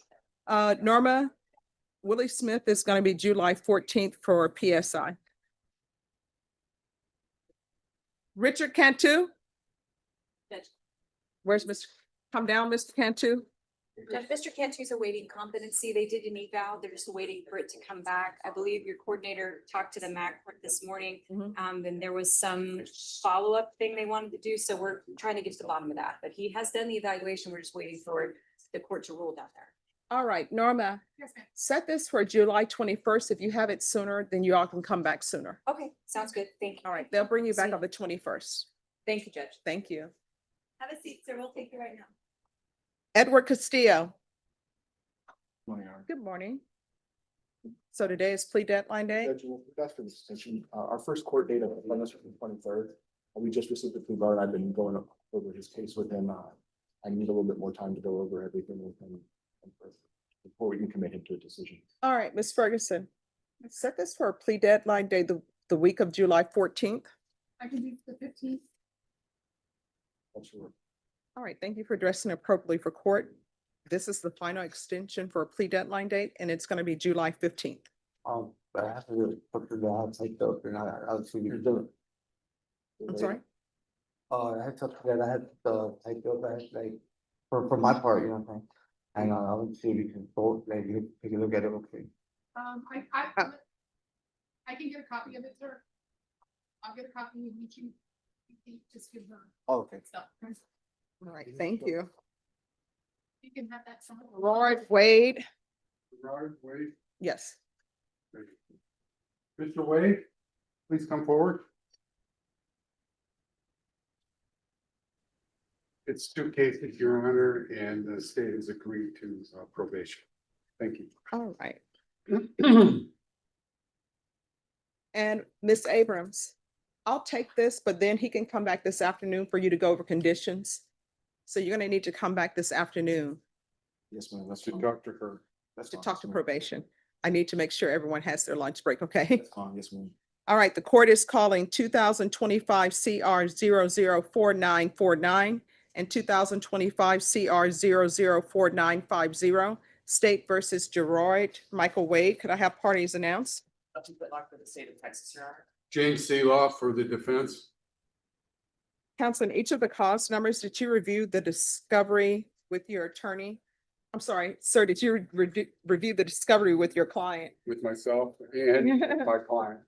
And have you received all discovery? Yes, I believe I did. All right, in each cause number, the court will find that the state is in compliance with discovery. Mr. Wade, in each cause number, did you review the application for deferred adjudication with your attorney? Yes, ma'am. Did you understand it and sign it? Yes, ma'am. In each cause number, did you review the true bill of indictments with your attorney? Did you understand them? Yes, ma'am. Counsel, do you waive the reading of the indictment? Yes, we do. State, in each cause number, are you proceeding on the indictment as presented? Yes, Judge. Mr. Wade, in each cause number, did you review the court admonishments with your attorney? Did you understand it and sign it in all the appropriate places? Yes, ma'am. And for 9, you're charged with evading arrest, detention with a vehicle. And the cause number ending in 50, you're charged with assault on a public servant. Those are third-degree felonies. Range of punishment is anywhere from 2 to 10 years in prison and up to a $10,000 fine. If you have a plea bargain agreement with the state, the court does not have to follow your plea. If for any reason the court does not follow your plea and gives you more than you bargained for, the fact that you entered a plea will not be used against you, and you will be allowed to withdraw your plea. Did you understand? Yes, ma'am. You have a right to jury trial, a right for you or your attorney to cross-examine and confront any witnesses. And by entering this plea, you are giving up those rights. Did you understand that? And did you intend to give up those rights? And did you understand that you are also giving up the right to remain silent? And did you intend to give up, Louder. and did you intend to give up that right? Did you understand if the court were to grant your application for deferred adjudication, if for any reason your deferred adjudication were revoked, the court could find you guilty and sentence you up to 10 years in the prison in each of these cause numbers and up to a $10,000 fine? Counsel, has your client been able to provide you with any defenses? Yes, he has. Do you believe he has a rational as well as a factual understanding of the charges against him? I believe he does. Do you believe he's currently competent and was legally sane at the time of the offense? I think he was. Mr. Wade, in each of these cause numbers, has anyone threatened you, coerced you, or placed you in fear to get you to enter the plea? No, ma'am. Anyone promised you anything other than the plea? Are you satisfied with the way you've been represented? Yes, ma'am. Are you a U.S. citizen? Yes, ma'am. In each cause number, the court will find that defendant has knowingly and voluntarily waived his right to jury trial. In each cause number, did you review the plea bargain page with your attorney? Did you understand it? Yes, ma'am. And each cause number, according to the plea bargain agreement, punishment is to be assessed at 10 years in the prison. You're not Probated for 6. well, no, it says that the box is checked that there is no application for deferred adjudication. And then the state is opposed to deferred adjudication. So is there? The state is recommending community supervision, but the state is opposed to deferred. You're recommending Okay. probation. If the state checked the wrong box, I'm sorry. And Judge. that's okay. Any objections to the court correcting the boxes? None from the state. No objection, Your Honor. It happens. I don't know why they make it be so complicated. So Too much. the paper. state is opposed to your application for deferred adjudication. The state is recommending community supervision. The cases are to run concurrently. There's to be restitution to Stephen Enriquez. Did you understand that to be the plea? Yes, ma'am. Are you sure? All right, so let me explain it to you. Yes, Your Honor. Oh, that was the fee for the officer? Yeah, that's gonna be a hearing later on to Okay, yes, ma'am. determine his sprained finger. Yes, If it ma'am. costs anything. All right, you understand that? Yes, ma'am. All right, did you understand that to be the plea? Yes, ma'am. Do you understand the plea? Yes, ma'am. So according to the plea, the state is recommending community supervision, but they don't want you to have deferred adjudication. You understand that? You understand? All right, so community Probation. supervision is a probation. form of probation, Yes, ma'am. but it's a felony conviction on your record. Deferred adjudication is a form of probation, but it is not a felony conviction on your record. Do you understand? Yes, ma'am. So the state, they're agreeing to your having a felony conviction and giving you probation. They don't want you to have the form of probation where you don't have a felony conviction. Do you understand? Yes, ma'am. All right. Did you understand that to be the plea? Yes, ma'am. That was Defense, is our, that the plea? that was our understanding. State, is that the plea? That is the plea, Judge. And you do understand that I determine whether or not you receive deferred or not. Yes, You ma'am. understand that? Yes, Okay. ma'am. After hearing arguments from both parties. Thank you. Yes, ma'am. All right. Did you review the waiver of appeal paragraph with your attorney? Did you understand it and sign it in both places? Yes, ma'am. Did you understand by signing that you're waiving your right to appeal? The only items that can be appealed are written pretrial motions that have been filed, heard, and ruled upon by the court. Did you understand? Yes, ma'am. Counsel, are there any such motions? No motion. Outside the agreement, the state is recommending that your community supervision be for a term of 6 years. There be 100 hours of community service restitution, defensive driving, and no contact with the complainant. Did you understand those are recommendations from the state and the court does not have to follow those recommendations? Yes, ma'am. That's our understanding. That's outside our plea agreement. Okay? So in cause number 2025 CR 004949, how do you plead? Guilty, not guilty, or no contest? Contest. And in cause number 2025 CR 004950, how do you plead? Guilty, not guilty, or no contest? State any evidence to support the plea? State authors States Exhibit 1 with all attachments to both cases respectively. No objection, Your Honor. All right, in each cause number, did you review the waiver and stipulations with your attorney? Did you understand it and sign it in all the appropriate places? Yes, ma'am. Again, did you understand you have a right to jury trial, a right for you or your attorney to cross-examine any witnesses? The state will call in the right to remain silent. Yes, ma'am. Did you understand that today the state will be presenting evidence in the form of witnesses' statements and police reports? But most importantly, there'll be no live testimony. Did you understand? Yes, ma'am. Court will find that defendant has knowingly and voluntarily waived and consented to stipulation of testimony and stipulations. Court will accept into evidence States Exhibits 1 and attachments and review the same. All right, after reviewing States Exhibits 1 and attachments, the court will find there is sufficient evidence to find you guilty. The court will defer finding of guilt as you applied for deferred adjudication. All right, so this is what I can do because the state is opposed to your application for deferred adjudication.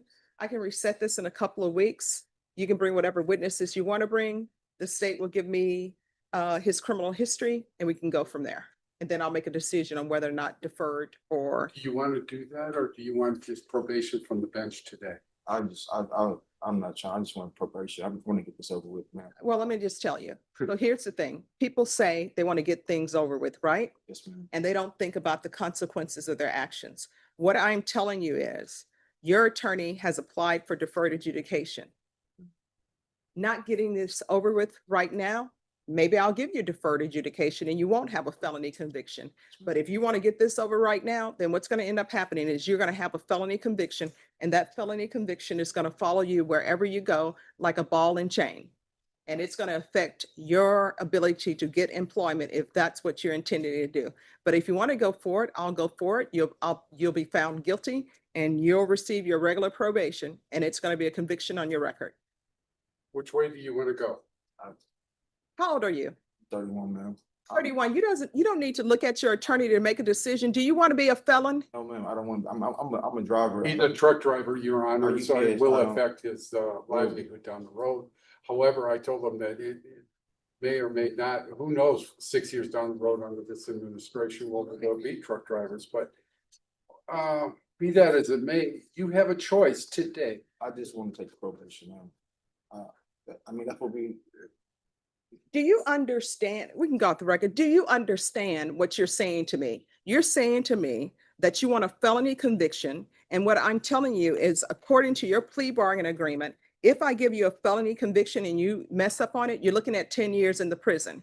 If you end up with deferred adjudication, you don't have a felony conviction. And if you mess up on it, you're looking at 10 years prison. So you're telling the court that you want to take the easy way out and get a conviction on your record. So you can be the felon. Felon Wade. Is that what you want? No, ma'am.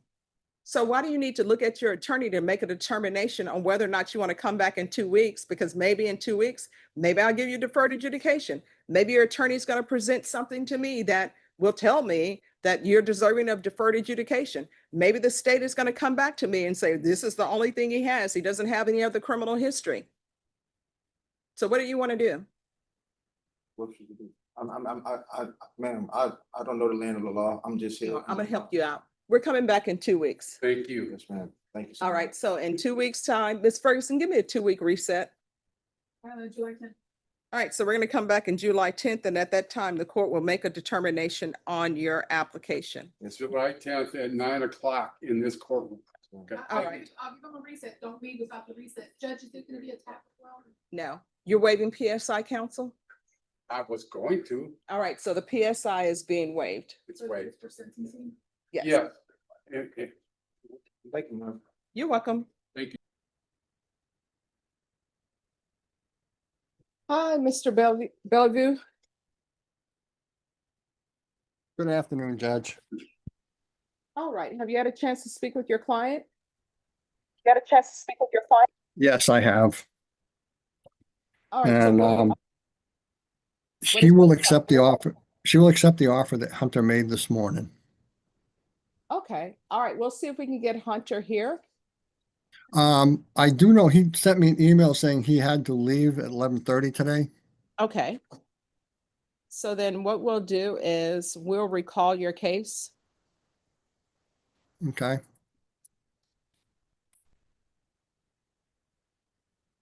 Laura, are you able to put this on the docket for the 7th? Yes, ma'am. All right, so we'll come back. Let me close the room so that your client can get her new setting.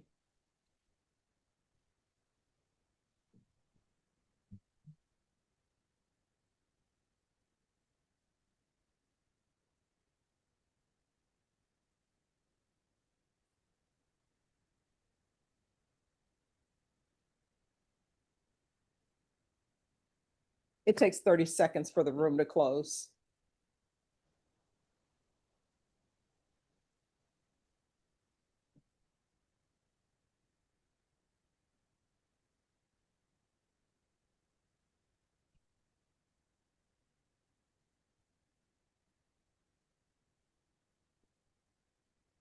Do you know if there's going to be restitution? Hunter is requesting restitution.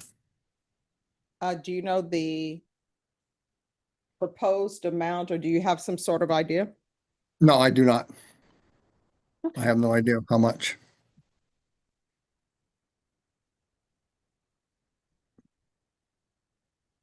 Miss Essex?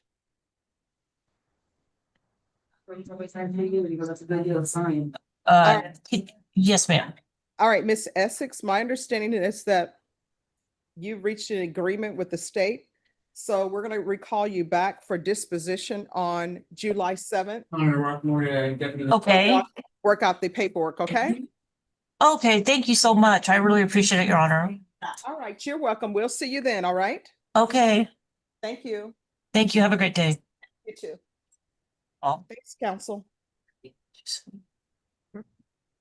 Am I excused, Judge? Yes, All right, thank you. you're welcome. Is there anyone here who has someone who is on bond that you're ready? All right, who do you have? All right, so the plea deadline date was extended for today. Your Honor, we still have the same issue that we had last setting, getting the remaining discovery that we needed. I've conferred with Mr. Adam and he can speak to that Yes, video. let's speak to that. I sent a request to SAPD's Covert Supervisors Unit asking them for the Coban recordings that are listed on the SB 111 statement. I did that on the 12th. I did it again yesterday, and then I did it this morning, and this time informing them that if they do not produce the recordings that are listed on the SB 111 statement, that may result in dismissal of this case. All right, so here's the thing. It's been asked for since, It was a couple settings ago, Judge. yeah, forever. So, yeah, it's something is happening with this case today. If people want to have cases heard, people who have evidence need to turn it over to the defense. So it's being heard today. So do I need to have a jury called up? What are we doing? So we can confirm. Yes. Thank you, Judge.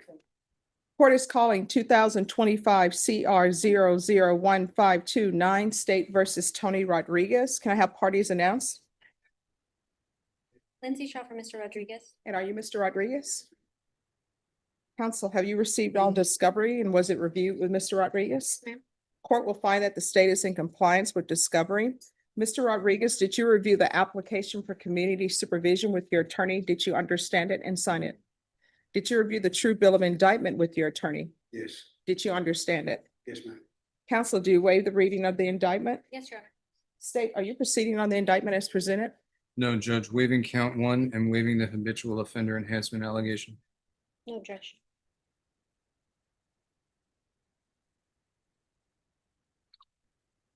Right, did you review the court admonishments with your attorney? Did you understand it and sign it in all the appropriate places? Did you understand you're charged in count 2 with possession of a controlled substance, penalty group 1, 4,200 grams as a second-degree felony? Range of punishment is anywhere from 2 to 20 years in prison and up to a $10,000 fine. If you have a plea bargain agreement with the state, the court does not have to follow your plea. If for any reason the court does not follow your plea and gives you more than you bargained for, the fact that you entered a plea will not be used against you and you will be allowed to withdraw your plea. Did you understand? Yes. You have a right to jury trial, a right for you or your attorney to cross-examine and confront any witnesses. The state will call in the right to remain silent. By entering this plea, you are giving up those rights. Did you intend to give up those rights and enter into a plea in this case? Yes, ma'am. Counsel, has your client been able to provide you with any defenses? Yes, ma'am. Do you believe he has a rational as well as a factual understanding of the charges against him? Yes, Your Honor. Do you believe he's currently competent and was legally sane at the time of the offense? Yes, ma'am. Mr. Rodriguez, has anyone threatened you, coerced you, or placed you in fear to get you to enter this plea? Oh, ma'am. Anyone promised you anything other than the plea? Are you satisfied with the way you've been represented? Are you a U.S. citizen? Yes. Court will find that defendant has knowingly and voluntarily waived his right to jury trial. Did you review the plea bargain page with your attorney? Did you understand it? According to the plea, the state is proceeding on count 2. Punishment is to be assessed at 10 years in the prison. The state recommends community supervision. They're taking in consideration 2024 CR 009421, 2025 CR 002257. Did you understand that to be the plea? Yes. Defense? Yes, ma'am. State? Yes. Did you review the waiver of appeal paragraph with your attorney? Did you understand it and sign it in both places? Yes. Did you understand by signing this, you're waiving your right to appeal? The only items that can be appealed are written pretrial motions that have been filed, heard, and ruled upon by the court. Did you understand? Yes. Counsel, are there any such motions? No, Your Honor. Outside the agreement, the state is recommending that your community supervision be for a term of 5 years. Did you understand that was a recommendation from the state and the court does not have to follow those recommendations? Then to count 2, how do you plead? Guilty, not guilty, or no contest? Guilty. State, any evidence? Contained in Exhibit 1 and attachments. No objection. All right, state, you may be excused. I'm sorry, do you have the dismissals? I do. Did you review the waiver and stipulations with your attorney? Did you understand it? Thank you. And sign it in all the appropriate places? Yes. Again, did you understand you have a right to jury trial, a right for you or your attorney to cross-examine and confront any witnesses? The state will call in the right to remain silent. Yes. Did you understand that today the state will be presenting evidence in the form of witnesses' statements and police reports? But most importantly, there will be no live testimony. Did you understand? Yes, ma'am. Court will find that defendant has knowingly and voluntarily waived and consented to stipulation of testimony and stipulations. Court will accept into evidence states exhibits 1 and attachments, and the court will review the same. All right, after reviewing states exhibits 1 and attachments, the court will find there is sufficient evidence to find you guilty, and the court will find you guilty. Are you proceeding with sentencing? Yes, ma'am. Anything you wish to say on behalf of your client? Judge, I would just like the court to know, since I met Mr. Rodriguez, he has since voluntarily put himself through an inpatient lifetime recovery program. He completed 47 days. He brought proof of his certificates to court today. He was released on June 23rd, and just the difference I've seen in Mr. Rodriguez from the first time I met him. I met him when we first met. He was in custody, and he has since been able to bond out, put himself through lifetime recovery, and he's doing quite well. So I think he's anxious to prove to the court that he's going to complete probation and be successful. All right, are you employed?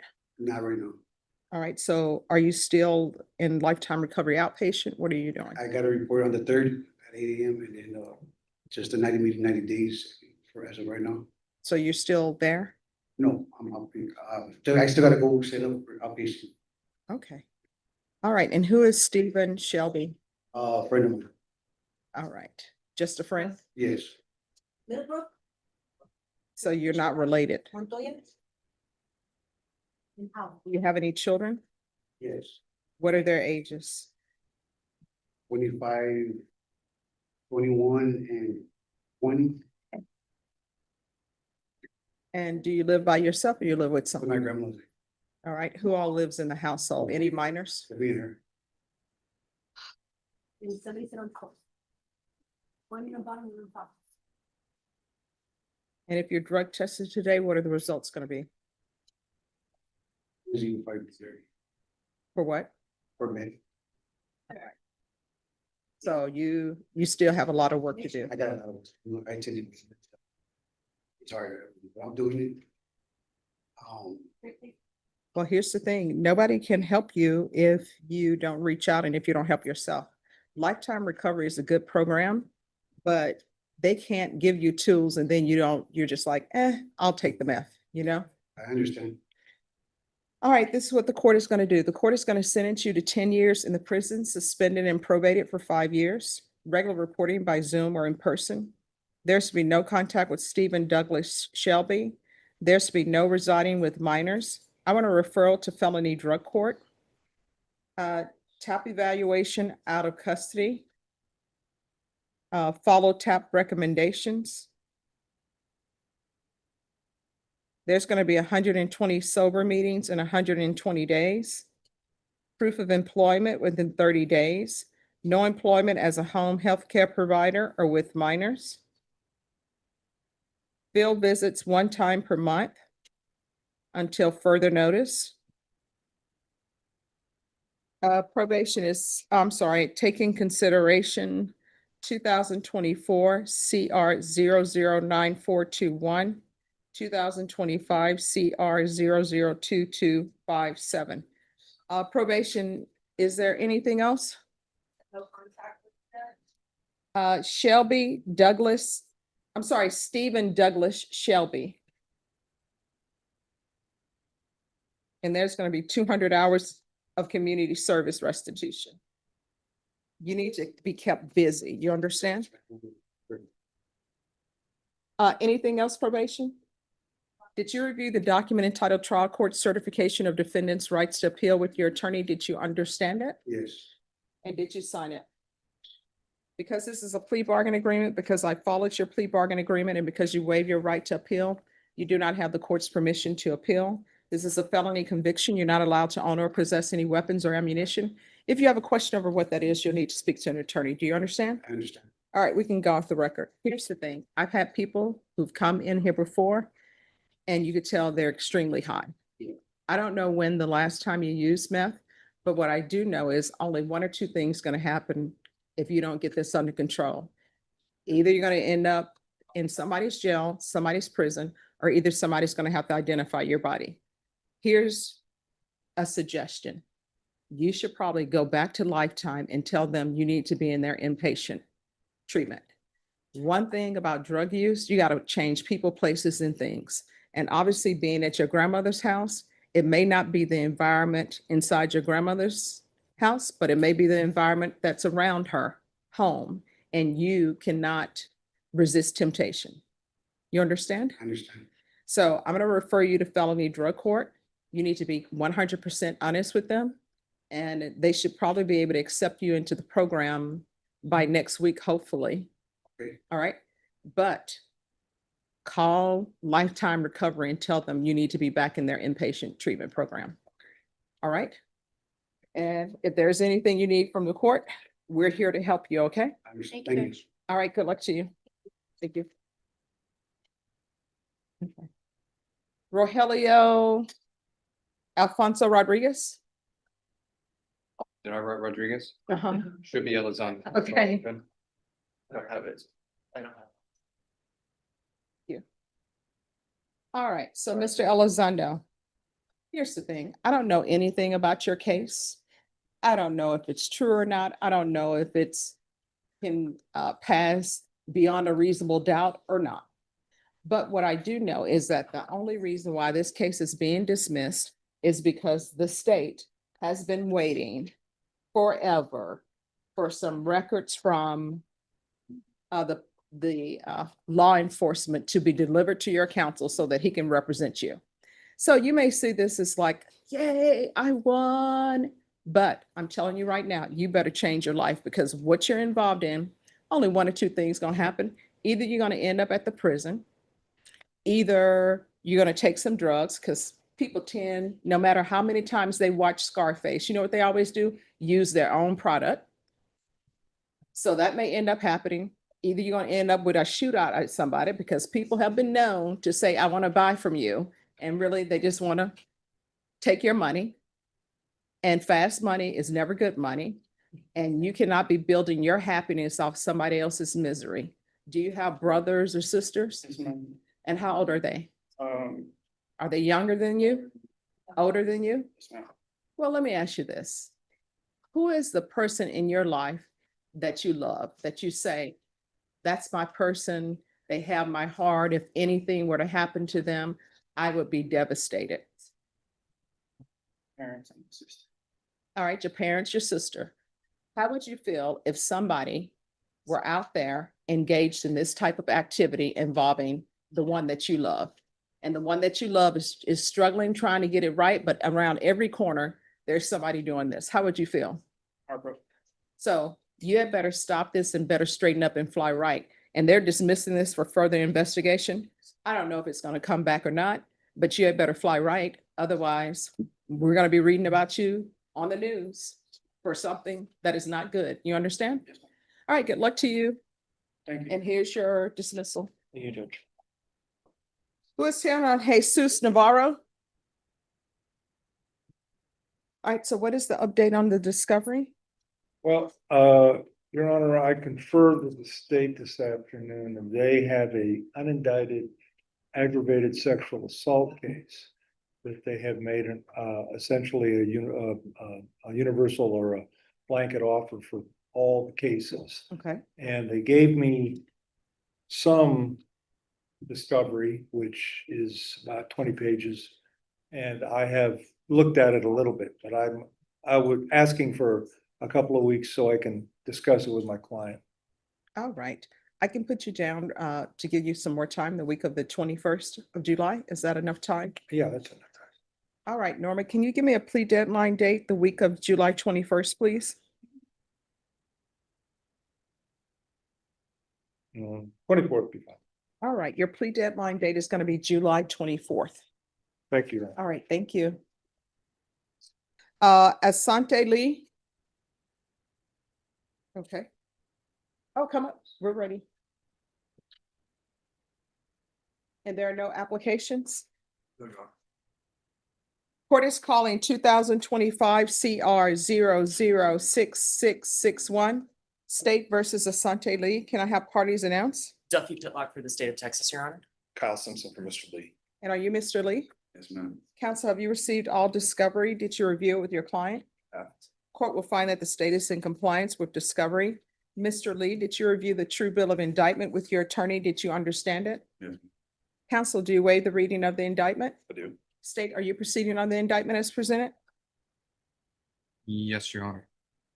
All right. Mr. Lee, did you review the court admonishments with your attorney? Did you understand it? Yes, ma'am. Did you sign it in all the appropriate places? Yes, ma'am.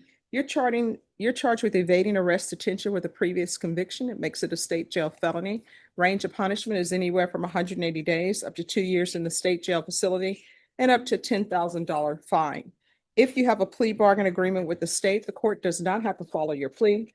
If for any reason the court does not follow your plea and gives you more than you bargained for, the fact that you entered a plea will not be used against you and you will be allowed to withdraw your plea. Did you understand? Yes, ma'am. You have a right to jury trial, a right for you or your attorney to cross-examine and confront any witnesses. The state would call them the right to remain silent.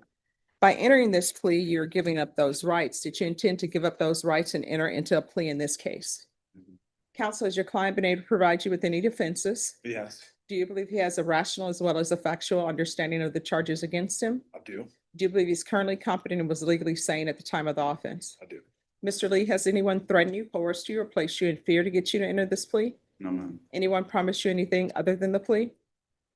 Are you satisfied with the way you've been represented? Yes, ma'am. Are you a U.S. citizen? Yes, ma'am. Court will find that defendant has knowingly and voluntarily waived his right to jury trial. Did you review the plea bargain page with your attorney? Did you understand it? Yes, ma'am. According to the plea, punishment is to be assessed under 1244 to 101 days in the Bexar County Jail. Did you understand that to be the plea? Defense is at the plea. It is. State is at the plea. Yes, it is, Judge. Did you review the waiver of appeal paragraph with your attorney? Did you understand it and sign it in both places? Yes, ma'am. Did you understand by signing that you're waiving your right to appeal? The only items that can be appealed are written pretrial motions that have been filed, heard, and ruled upon by the court. Did you understand? Yes, ma'am. Counsel, are there any such motions? Then to the offenses charged, how do you plead? Guilty, not guilty, or no contest? No contest. State any evidence? The state would offer at this time State's Exhibit 1 and all attachments, Your Honor. Without objection. All right, state you may be excused. Thank you, Judge. Did you review the waiver and stipulations with your attorney? Did you understand it and sign it in all the appropriate places? Yes, ma'am. Again, did you understand you have a right to jury trial, a right for you or your attorney to cross-examine and confront any witnesses the state would call in the right to remain silent? Yes. Did you understand that today the state will be presenting evidence in the form of witnesses' statements and police reports? But most importantly, there will be no live testimony. Did you understand? Yes, ma'am. Court will find that defendant has knowingly and voluntarily waived and consented to stipulation of testimony and stipulations. Court will accept into evidence State's Exhibits 1 and attachments and review the same. All right, after reviewing State's Exhibits 1 and attachments, court will find there is sufficient evidence to find you guilty and the court will find you guilty. Are you proceeding with sentencing? Yes, Your Honor. Anything you wish to say on behalf of your client? That's that you follow the plea bargaining agreement. Why were you running? Huh? Why were you running?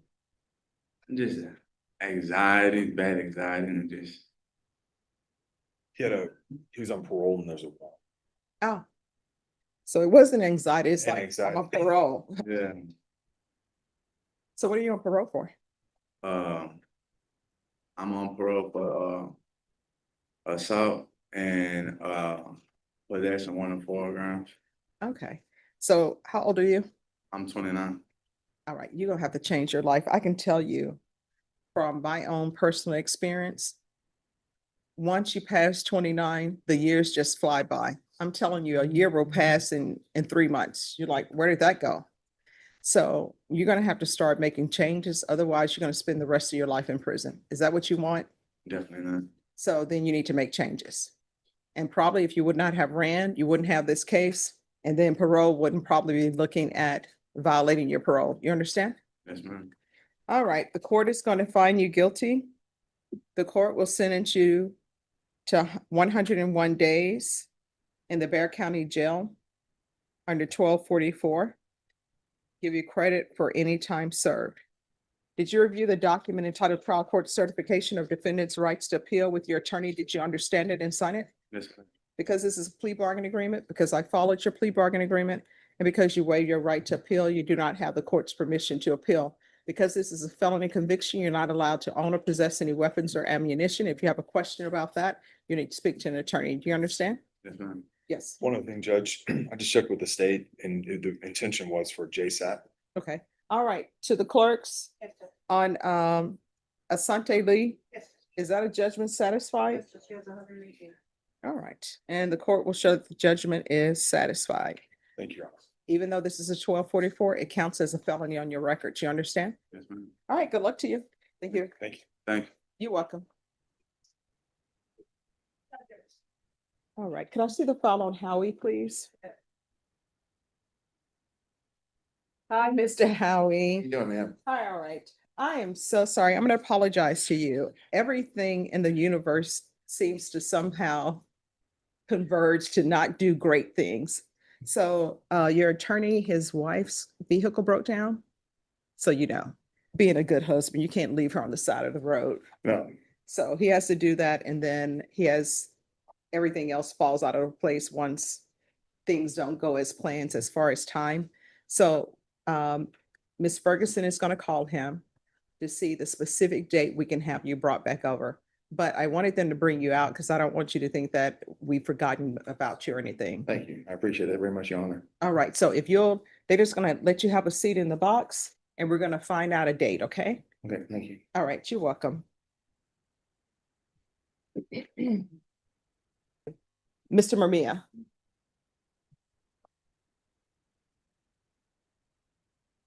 I have an update for the court. All right. And thank you so much for your patience. No, no Okay. issues. I don't thank you. All right. Okay, I physically went down and I talked to Charlotte Rest. Yes. We've been doing that. Now that he's out, she has set him up with an appointment. This Okay. appointment is set for July the 8th. I'm gonna give him the card at 10 a.m. What he's gonna do, she already has most of the paperwork done, but he's gonna be interviewed at that point in time. That packet is then gonna be sent to the district attorney's office for approval. I told her the DA's already on board with this, so please don't let one hand not do what they had. Dr. Rick, you said, fine, he's gonna look into that. She said it usually takes about 30 days. I said, well, if the DA's are on board, it shouldn't take that long. She goes, no. Then, so that's, anyway, the ball is being moved. Okay, so part of this working out is gonna depend on you and your follow through. Yes, ma'am. Right? So every appointment that they give you, you have to make sure that you make it. Yes, ma'am. All right, so when do you think this should be called back? She said it took 30 to 45 days, but because the DA's office is already on board, I don't think it should take. Maybe, I would say 30 days to be on the safe side. All right, Ms. Ferguson or Marmia, could you give me a 30-day reset, please? And I'm gonna, from here, I'm gonna physically take him down to where he needs to show up. And make sure you stay on all your medications, okay? Yes, ma'am. All right, July 24th. I have one question. Oh, on probation already, and when I go to that mental health court, are they gonna change the probation officers? If you end up in mental health court, you won't be under this court supervision technically. And they will have a specific officer that works with persons who have mental health issues. Oh, they're gonna take the officer you assigned me to a different office? I'll explain everything. Yes, he'll explain it to you, okay? Thank you. Have a nice day.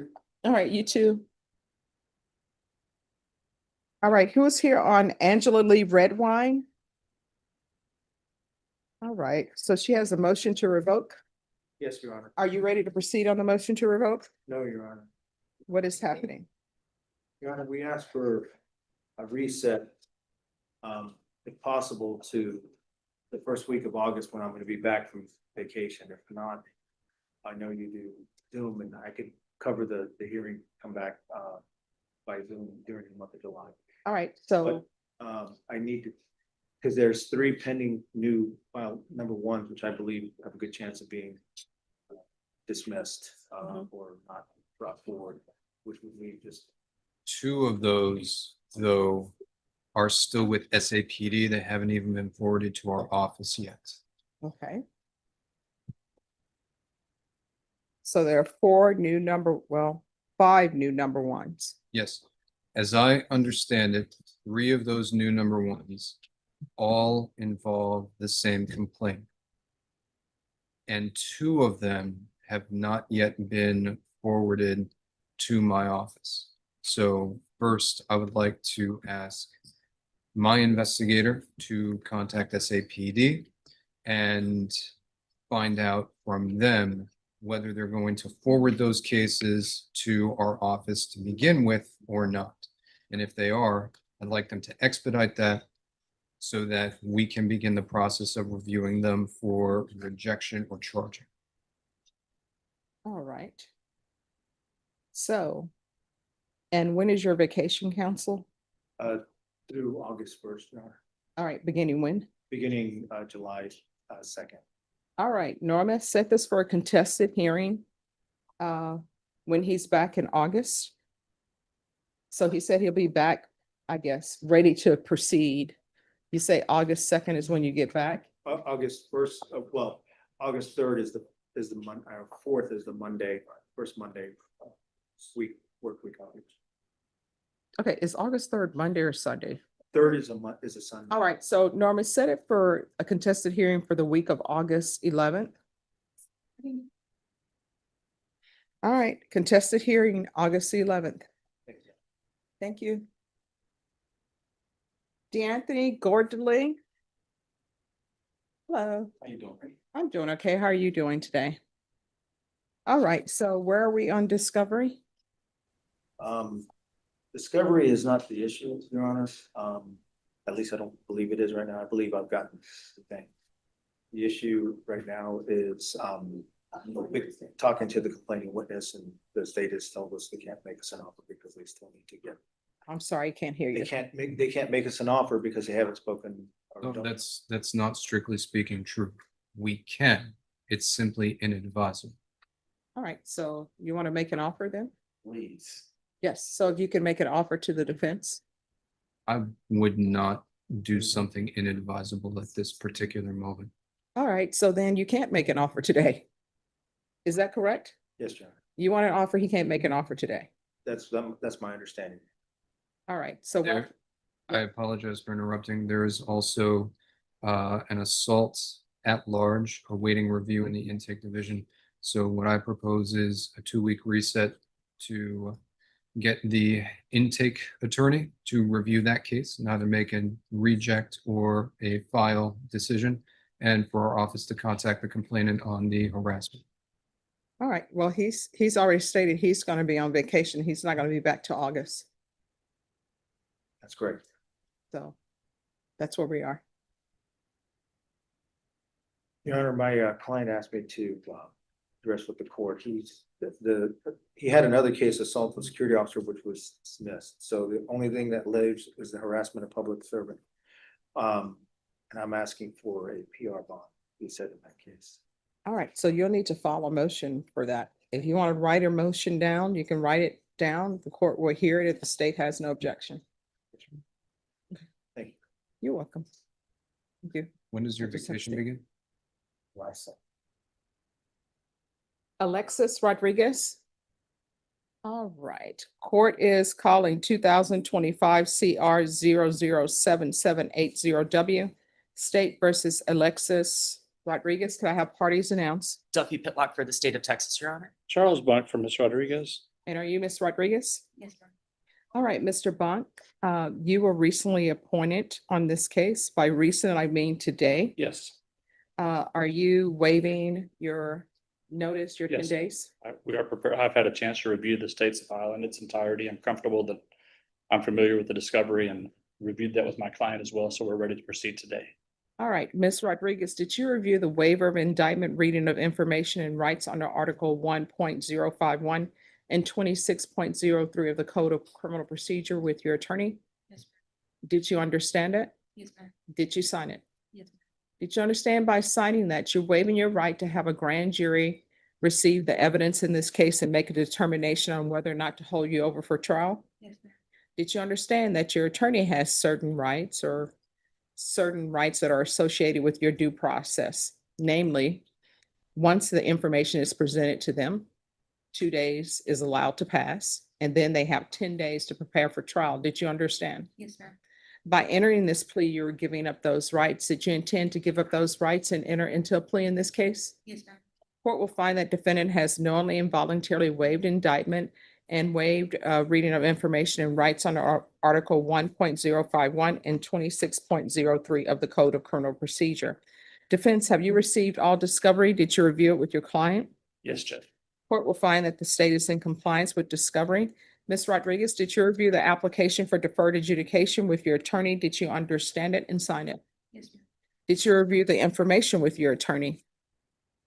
Did you understand it? Counsel, do you waive the reading of the information? We do. And state, are you proceeding on the information as presented? Yes, Judge. Ms. Rodriguez, did you review the court admonishments with your attorney? Did you understand it and sign it in all the appropriate places? Yes, ma'am. Did you understand you're charged with, by information with possession of a controlled substance, penalty group 1 to 4 grams? That's a 3rd-degree felony. Range of punishment is anywhere from 2 to 10 years in prison and up to a $10,000 fine. Did you understand? If you have a plea bargain agreement with the state, the court does not have to follow your plea. If for any reason the court does not follow your plea and gives you more than you bargained for, the fact that you entered a plea will not be used against you and you will be allowed to withdraw your plea. Did you understand? You have a right to jury trial, a right for you or your attorney to cross-examine and confront any witnesses. The state would call in the right to remain silent. By entering this plea, you were giving up those rights. Did you intend to give up those rights and enter into a plea in this case? Did you understand if the court were to grant your application for deferred adjudication, if for any reason your deferred adjudication were revoked, the court could find you guilty and sentence you up to 10 years in the prison and up to a $10,000 fine? Yes, ma'am. Counsel, has your client been able to provide you with any defenses? Yes, Do you believe she has a rational as well as factual understanding of the charges against her? yes. Do you believe she's currently competent and was legally sane at the time of the offense? Do. Ms. Rodriguez, has anyone threatened you, coerced you, or placed you in fear to get you to enter the plea? Anyone promised you anything other than the plea? No, ma'am. Are you satisfied with the way you've been represented? Yes, ma'am. Are you a U.S. citizen? Yes, ma'am. Court will find that defendant has knowingly and voluntarily waived her right to jury trial. Did you review the plea bargain page with your attorney? Did you understand it? Yes, ma'am. According to the plea bargain agreement, the state is recommending deferred adjudication. There's a $60 restitution to be paid to the Bexar County Laboratory for testing, a TAP evaluation, follow the recommendations of the TAP evaluation, random drug testing, and the drug education course. Did you understand that to be the plea? Defense is at the plea? Yes, Judge. State is at the plea? Yes, it is, Judge. Did you review the waiver of appeal paragraph with your attorney? Did you understand it and sign it in both places? Did you understand by signing that you're waiving your right to appeal? The only items that can be appealed are written pretrial motions that have been filed, heard, and ruled upon by the court. Did you understand? Yes, ma'am. Counsel, have there been any such motions? No, Judge. Outside the agreement, the state is recommending that your deferred adjudication be for a term of 4 years. There'll be a TAP evaluation and 100 hours of community service restitution. Did you understand those are recommendations from the state and the court does not have to follow those recommendations? Yes, ma'am. Then to the offenses charged, how do you plead? Guilty, not guilty, or no contest? Guilty. State any evidence. State offers at this time, State's Exhibit 1 to include all attachments, Your Honor. No objection. All right, state, you may be excused. Thank you, Judge. Did you review the waiver and stipulations with your attorney? Did you understand it and sign it in all the appropriate places? Yes. Again, did you understand you have a right to jury trial, a right for you or your attorney to cross-examine and confront any witnesses the state would call and the right to remain silent? Yes, Did you understand that today the state will be presenting evidence in the form of witnesses' statements and police reports? But most importantly, there'll be no live testimony. Did you understand? Yes, ma'am. Court will find that defendant has knowingly and voluntarily waived and consented to stipulation of testimony and stipulations. Court will accept into evidence states exhibits 1 and attachments. And the court will review the same. All right, after reviewing states exhibits 1 and attachments, the court will find there is sufficient evidence to find you guilty. The court will defer finding of guilt as you've applied for deferred adjudication. Are you proceeding with sentencing? Yes, Judge. Anything you wish to say on behalf of your client? Judge, we believe she's worthy of the plea bargain. We ask you to follow it. The offense date is 2023 and it was still, we pled down a waiver plea, so she's been waiting quite a while. The court ordered her the 60 support meetings, which she did. I know the violation report indicates that she did not, but she showed me proof on her phone that she in fact did do the 60. So she's off to a good start. Now she's ready to put this behind her. She has a good job and the support of her family. Okay, and I know that you were appointed this morning, Yeah. but she said she was gonna be positive, so we still have some work to Well, we do. got work to do, but Yeah. So, Mr. trending, Yes, hopefully in the right direction. absolutely. Who is Joshua Chavez? He is my brother. All right, and who is Roy Medrano? He is a friend, well, he was a friend of ours at that time. And who takes care of your children? I do. And how many children do you have? And what are their ages? My son is 2 and my daughter will be 1 July 4th. And who's with them right now? My brother. I don't know what's gonna happen with the world. The world is in a precarious state. Because when you think about it, your brother's doing marijuana and drugs. You're doing marijuana and drugs, and you just left your children. Oh, I have multiple brothers. That So one- is it Joshua Chavez? No, they're not with Joshua Chavez. They're with Matthew Gonzalez, my oldest. All right. And has he ever used drugs? No, Where are your parents? they're both at work. And why are you doing drugs and you have children? I don't know, go through a lot, so it's just. All right. So, and the reason why I ask these questions is I ask these questions because I want you to start thinking about things. And you need to start thinking about what positions you're putting your children in. When children are that age, or really at any age, their brain is developing. And when you're using marijuana around them, using drugs around them, and I know it stinks. And you know how I know it stinks? Because we had a case in this court where they kept bringing drugs out and I kept getting headaches from the drugs. And then driving in this vehicle, you had somebody who thought that dousing themselves in cologne would make everything smell better. And you know what it ends up being? Have you ever had someone who never took a bath and they just doused themselves in cologne? You know what it smells like? Somebody who's never taken a bath and they're just dousing themselves in cologne. And you're having your children around that and having your children around people who they shouldn't be around. I don't know why I don't know why child protective services is not in your life. I have no control on. Have children at the time of the offense. Ah, so you decided to go forth and procreate, even though you haven't got your life together. Basically, yes, ma'am. So what do you do for a living? I work at HEB. Doing what? I'm a stalker, a overnight stalker. Okay. And when you're stalking, who's watching your children? My parents. At that time, they don't work. Okay. So it would probably be best, unless your parents are in agreement with you using drugs, it's probably best for your children to stay at your parents' house, for you to pay child support or at least drop diapers or provide financially for your children until you get your life together. Because when people are using drugs, they don't make good decisions. And when they don't make good decisions, people end up getting hurt, whether it's intentional or unintentional. All right, this is what the court is going to do. The court is going to sentence you to 4 years deferred adjudication. We'll do a referral to felony drug court. TAP evaluation. Follow all recommendations. Proof of employment within 30 days. No employment as a home health care provider or with minors. No unsupervised contact with minors. And counsel, once she provides the courts with clean UAs, at least 2 clean UAs, the court will reconsider the no unsupervised contact. Yes, Judge. Field visits 1 time per month until further notice. 100 hours of community supervision. Community service restitution. How far did you go in school? I did 2 years in college. All right, so what is your dream job? Yeah, RN. I'm sorry? RN. All right, so here's the problem. Now, it could still happen, but people will not trust you as an RN because you're around meds and you have this drug case. So let's say, it still could happen, but let's say that falls through. What is your dream job? Other than that. Think on it, okay? You should be able to answer that question. Where do you see your future? So I'm going to order the 100 hours community service restitution. That will be deemed satisfied if you complete some sort of higher level education or obtain a trade school certification. There's going to be regular random UAs,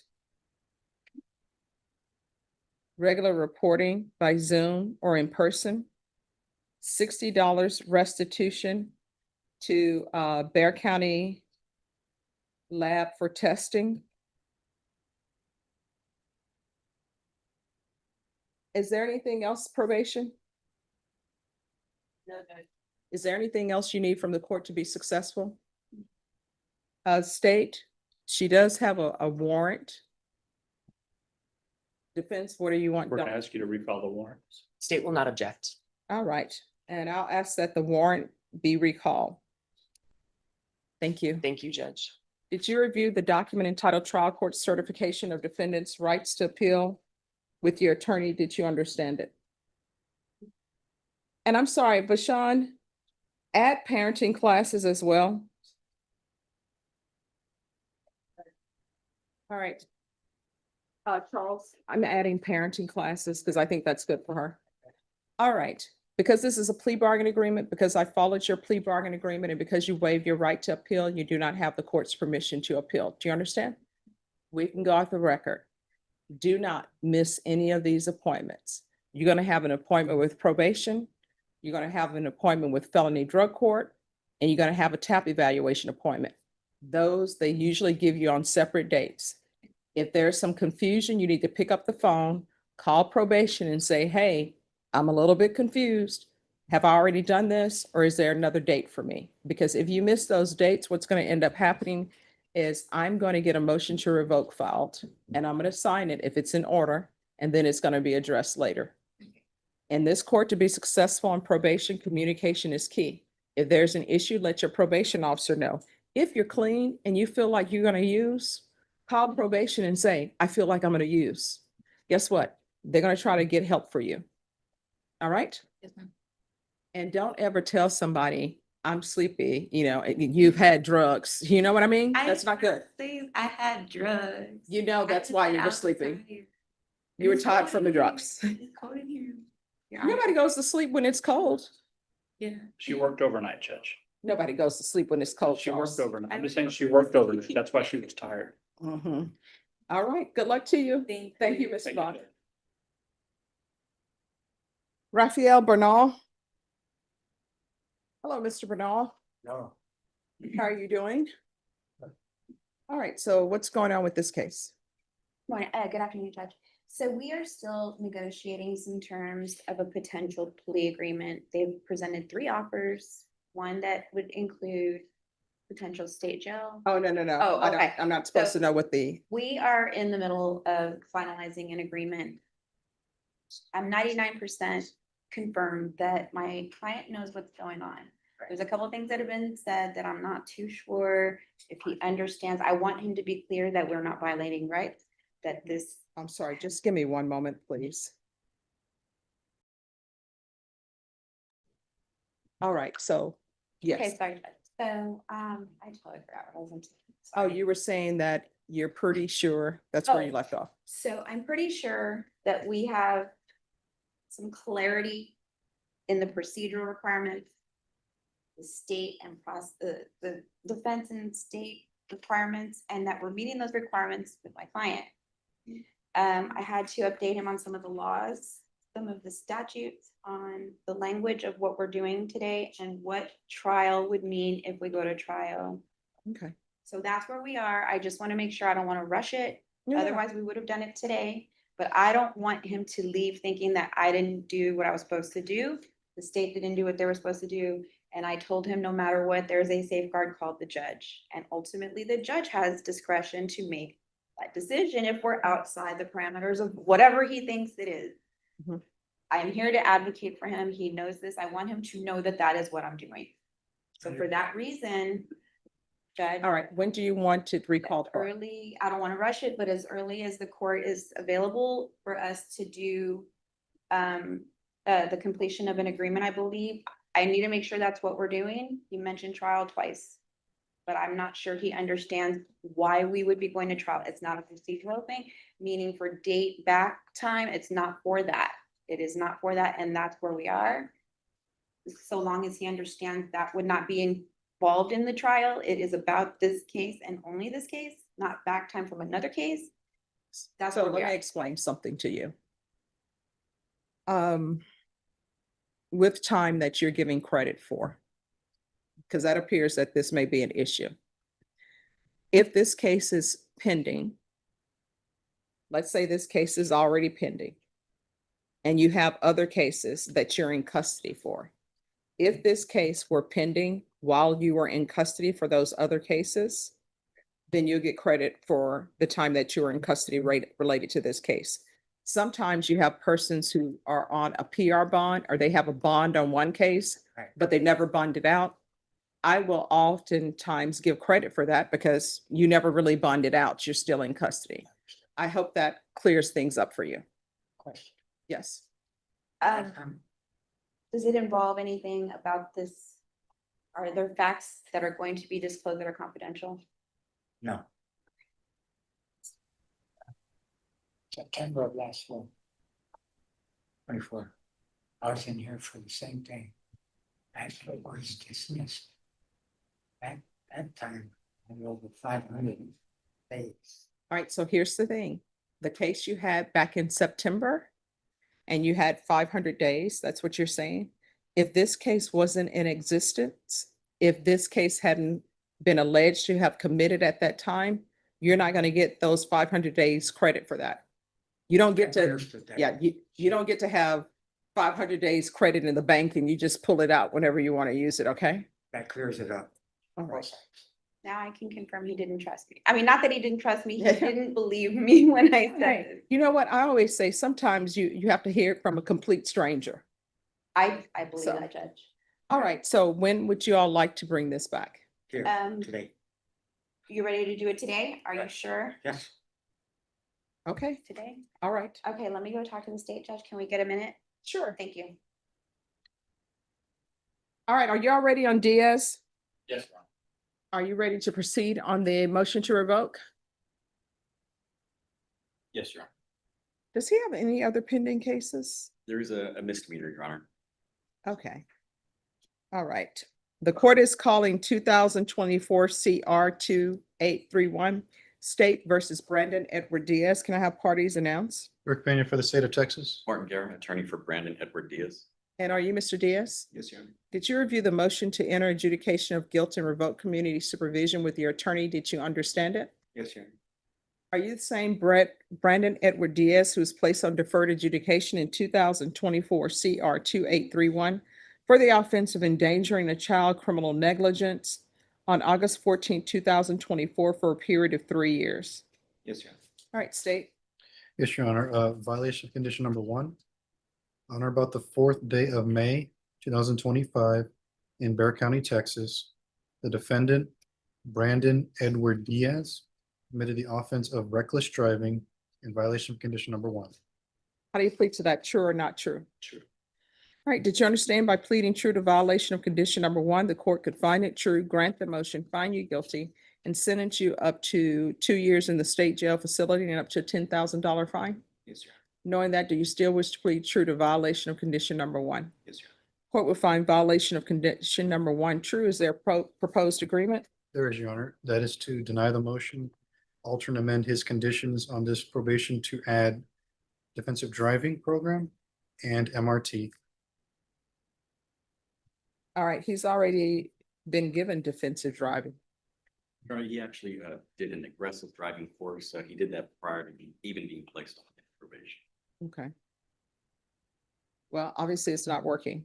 You want to raise your right hand for me? Do you solemnly swear or affirm that testimony you give will be the truth or nothing but the truth, so help you God? Yes, Your Honor. You can lower your hand, state your name for the record. Brandon Edward Diaz.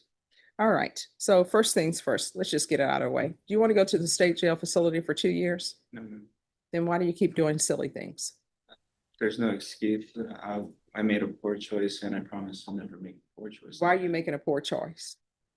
I wasn't thinking, and I don't know if it has to do with decisions that I'm making, but I really can't make an excuse for this. And how old are you? I am 26, Your Honor. And obviously you have a child? Yes, Your Honor. Was the child in the vehicle at the time? No, Your Honor. And how old is your child? Child is 5. He's gonna be 6 in March of next year. All right, if you go to the state jail facility for 2 years, your child will be 8 when you're released. Is that what you want? No, Your Honor. So how did you get to court today? Actually, my girlfriend dropped me off. All right, then your girlfriend is going to be doing a lot of dropping off because as punishment for this, you're not going to be allowed to drive. And I'm going to deny the motion, alter and amend conditions to include the MRT. And there's to be no driving for 4 months Yes, Your Honor. in the defensive driving course.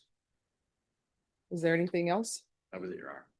Anything else, state? Nothing from the state. All right, you better start making better decisions. Otherwise, your child potentially could be 8 by the time they see you again. All right. On this case, Ms. Abrams, it's a true to number 1.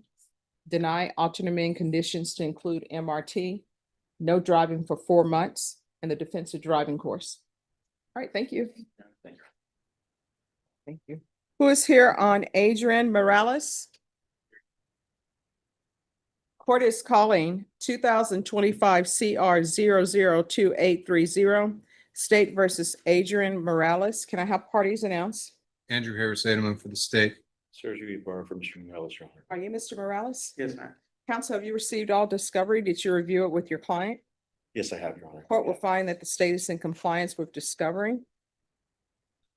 All right, we're back on the record. Mr. Morales, that you review the application for deferred adjudication or community supervision with your attorney. Did you understand it and sign it? Yes, Your Honor. Did you review the court admonishments with your attorney? Did you understand it? Yes, Your Honor. And did you sign it in all the appropriate places? Yes, Your Honor. Did you understand you're charged with driving while intoxicated third or more as a third-degree felony? Range of punishment is anywhere from 2 to 10 years in prison and up to $10,000 fine if you have a plea bargain agreement with the state. The court does not have to follow your plea. If for any reason the court does not follow your plea and gives you more than you bargained for, the fact that you entered a plea will not be used against you and you will be allowed to withdraw your plea. Did you understand? Yes, Your Honor.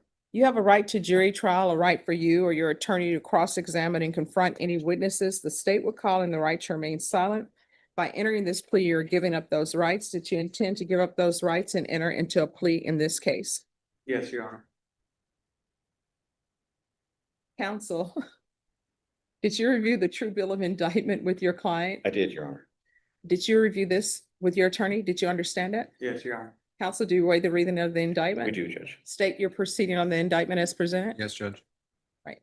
Counsel, has your client been able to provide you with any defenses? He has, Your Honor. Do you believe he has a rational as well as a factual understanding of the charges against him? I do, Your Honor. Do you believe he's currently competent and was legally sane at the time of the offense? Yes, ma'am. Mr. Morales, has anyone threatened you, coerced you, or placed you in fear to get you to enter the plea? No, Anyone promised you anything other than the plea? no. Are you satisfied with the way you've been represented? Yes, Your Honor. Are you a U.S. citizen? Yes, Your Honor. Court will find that defendant has knowingly and voluntarily waived his right to jury trial. Did you review the plea bargain page with your attorney? Did you understand it? Yes. According to the plea, punishment is to be assessed at 8 years in the prison. The state is recommending community supervision. This is run concurrent with 2024 PF 23850. They're taking in consideration 2025 CR 007156. Did you understand that to be the plea? Yes, Your Honor. Defense? It is, Your Honor. State? Yes. Did you review the waiver of appeal paragraph with your attorney? Yes, Your Honor. Did you understand it? Yes. Did you sign it in both places? Yes, I signed it. Did you understand by signing that you're waiving your right to appeal? The only items that can be appealed are written pretrial motions that have been filed, heard, and ruled upon by the court. Did you understand? Yes, Your Honor. Counsel, of any such motion? No, ma'am. Outside the agreement, the state is requesting that your community supervision be for a term of 8 years. There'll be a TAP evaluation, 10 days in the Bexar County Jail as a condition, 2-year license suspension, and ignition interlock for the full term. Did you understand those were recommendations from the state and the court does not have to follow those recommendations? Yes, Your Honor. Then to the offense as charged, how do you plead? No contest. All right. And counsel, there's no application for deferred, is that correct? That's correct. It's not for deferred, Judge. that was the form I thought that best suited the. Oh, no problem. State any evidence to support the defendant's plea? Contained in Exhibit 1 and attachments. All right, state, you may be excused. Did you review the waiver and stipulations? Yes, Your Honor. With your attorney, did you understand it and sign it in all the appropriate places? Yes, Your Honor. Again, did you understand you have a right to jury trial, a right for you or your attorney to cross-examine and confront any witnesses the state would call in the right to remain silent? Yes, ma'am. Did you understand that today the state will be presenting evidence in the form of witnesses' statements and police reports? But most importantly, there will be no live testimony. Did you understand? Yes, Your Honor. Court will find that defendant has knowingly and voluntarily waived and consented to stipulation of testimony and stipulations. Court will accept into evidence states exhibits 1 and attachments, and the court will review the same. All right, after reviewing states exhibits 1 and attachments, the court will find there is sufficient evidence to find you guilty, and the court will find you guilty. Are you proceeding with sentencing? Yes, ma'am. I believe so. I know that sometimes the court will ask for a TAP evaluation. So the question is, if he's still made to take a TAP evaluation, are we agreeing to all recommendations or could we address that with the court? What I'll put in I'm gonna have him remain in custody for the TAP evaluation. Okay. And if there's some recommendations that he has issues with, you can always come and address it with. Very well. That's the only question. But sorry. If the in custody TAP evaluation takes 10 days or longer, will the court consider applying that towards the 10-day jail sanction? No. And he's had some time in jail, Judge, on this. I don't know if it's been applied to this particular case, but that's, we haven't addressed that Okay. issue with the court. Thank you. All right. Do you have any children? Yes, ma'am. I What have are their one ages? Son, he is 7 years old. And were you employed before you were taken into custody? Yes, I am employed. All right. What do you do? I'm a professional licensed barber. Okay. All right. What the court is going to do, as previously stated, the court is going to find you guilty. The court will sentence you to 8 years in the prison, suspended and probated. Do y'all want to address the length of probation? Well, I hadn't discussed anything regarding that, Judge. I mean, any consideration from the court would be appreciated, but that's. All right, so let me see the dates of the previous DWIs. If I remember correctly, 2018 and 2021. Close, 2021 and 2016. Let me see. All right, what I'll do is I'll probate it for 7 years. Thank you. There's to be regular reporting in by Zoom or in person, regular random UAs, proof of employment within 30 days of release, no employment as a home health care provider or with minors.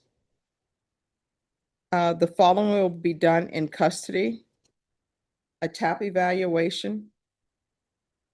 And counsel, I'm going to say follow TAP recommendations, but I put a star by it, so I'll know. Understood, Judge. Thank you.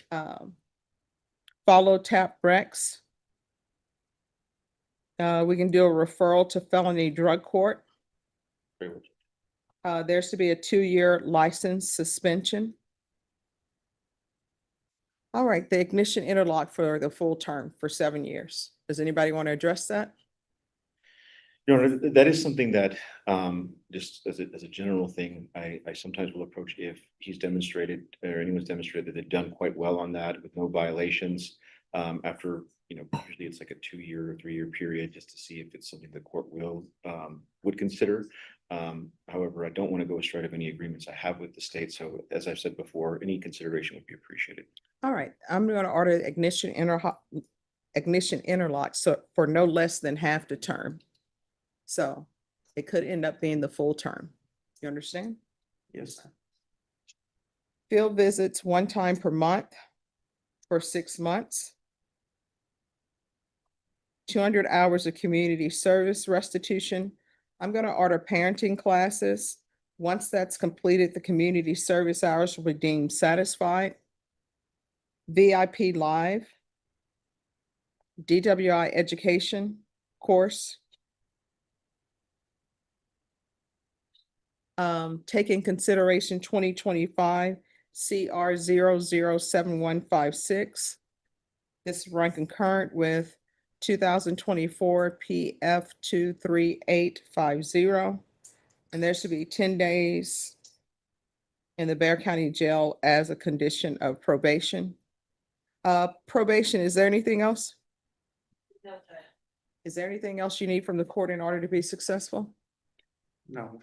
All right. Did you review the document entitled Trial Court Certification of Defendant's Rights to Appeal with your attorney? Did you understand it and sign it? Yes, Your Honor. Because this is a plea bargain agreement, because I followed your plea bargain agreement, and because you waive your right to appeal, you do not have the court's permission to appeal. Because this is a felony conviction, you're not allowed to own or possess any weapons or ammunition. If you have a question of what that is, you'll need to speak to an attorney. Do you understand? Yes, ma'am. All right, we can go off the record. Here's the thing. I haven't done any type of statistical analysis, and my statistics professor will be upset. But what I can tell you, what I've noticed in my time on the planet, usually when people drink and drive and they're intoxicated, one, I don't think you've ever had a client who is charged with manslaughter or anything of assault. I don't think they ever go out and say, you know what, I want to drink till I get intoxicated and I want to hit somebody, I want to kill somebody. But that usually ends up happening. I don't think you even find somebody who said, yeah, I went out to drink till I got intoxicated. That is never the case. What ends up happening, people drink, they don't realize they're impaired, and they still insist on driving, and they drive. And sometimes when they drive, they end up in accidents. And you know what? Everybody can die. The one person who lives is the intoxicated driver. I personally think it's because that you're just so loose with everything, But when you drive intoxicated, you have a child, guess what? It could have been your child. Somebody's taking your child home from a soccer game. An intoxicated driver is hitting your child, and that could have ended up being you. It appears that you're one of the people who cannot drink and just do one wine at dinner and call it a day. You continue to drink until intoxication, and then you drive. So you're probably going to be one of those people who can never take a drink.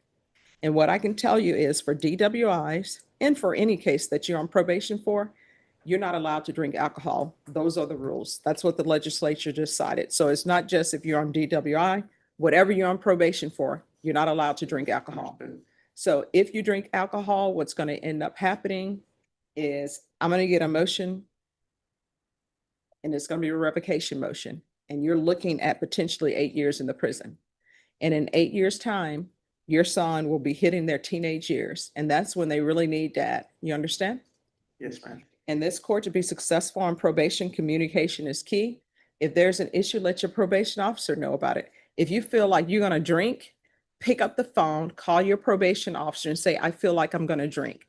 They're not going to come to me with a motion to revoke. You know what they're going to do? They're going to say, Stephanie, we need to bring this person in because they're thinking about drinking. And we're going to have a compliance hearing, and this attorney will probably be here and we will address that issue. All right? All right, good luck to you. Thank you. Thank You're you for your welcome. time, Your Honor. Thank you for your time. You're welcome. All right, who's here on Daniel Montoya? You are constantly in trial or somewhere. I am somewhere. It's the never-ending trials. All right, so where are we? Your Honor, we have come back where my client's been found competent. I Yes. reviewed the plea bargain with him today.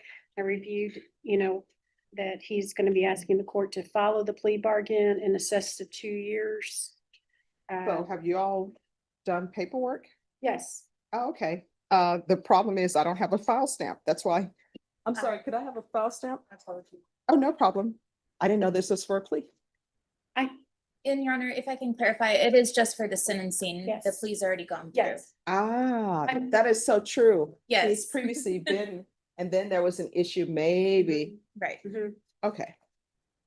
All right, the court is calling 2024 CR 011984 State versus Daniel Montoya. Could I have parties announced? Ashley Jones for the state. Arlene Gay for the defendant. And are you Mr. Montoya? Yes, ma'am. All right, this is what I'm going to do. I know that previously we had the plea, and then there was some question of maybe he's not competent. Correct. So I think it would be best so that the record can be clear.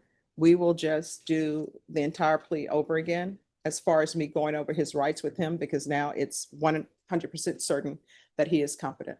Okay, I think that's fair. All right. I'm sorry, can I have a file stamp back? Over. Yes. Okay.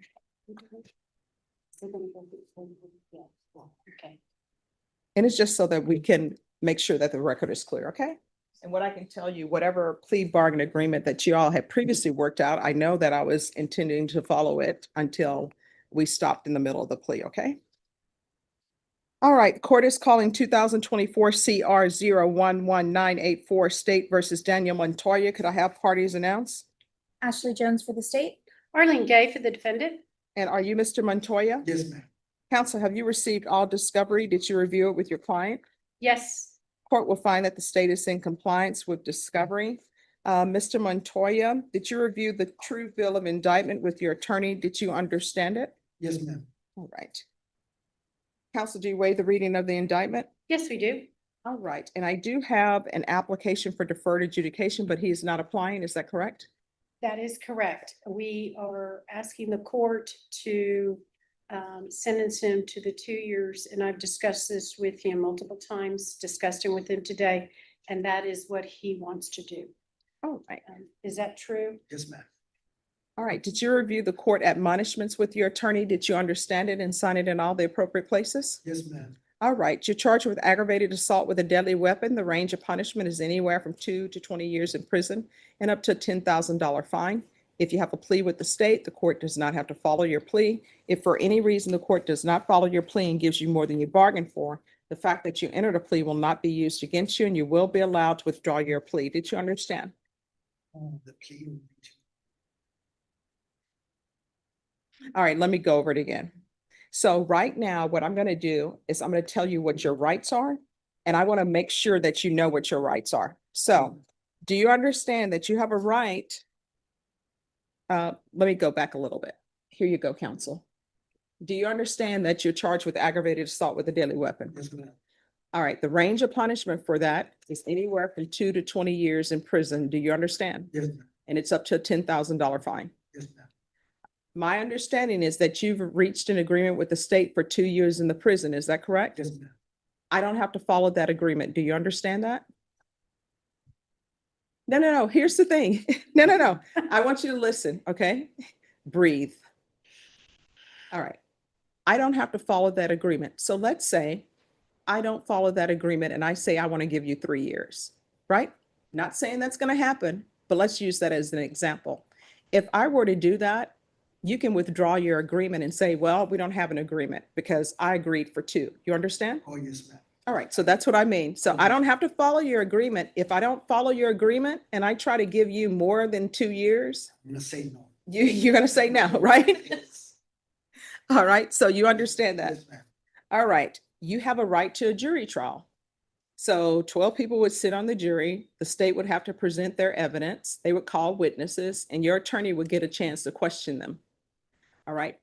You also, the state couldn't turn to you and say, hey, now we're going to call Mr. Montoya to the witness stand. They wouldn't be allowed to do that because you have a right to remain silent. Do you understand? Yes, ma'am. All right. If you enter into this plea bargain agreement, you're giving up those rights. So what that means is the state is not going to call any witnesses. You understand? Yes, ma'am. And that means that if somebody wants to call you to testify to something, they can, because you're saying you're not going to remain silent if somebody wants to ask you questions. Do you understand? Yes, ma'am. Now, by entering this plea, you're agreeing to all of that. Do you understand? Yes, ma'am. And do you agree to all of that? Yes, ma'am.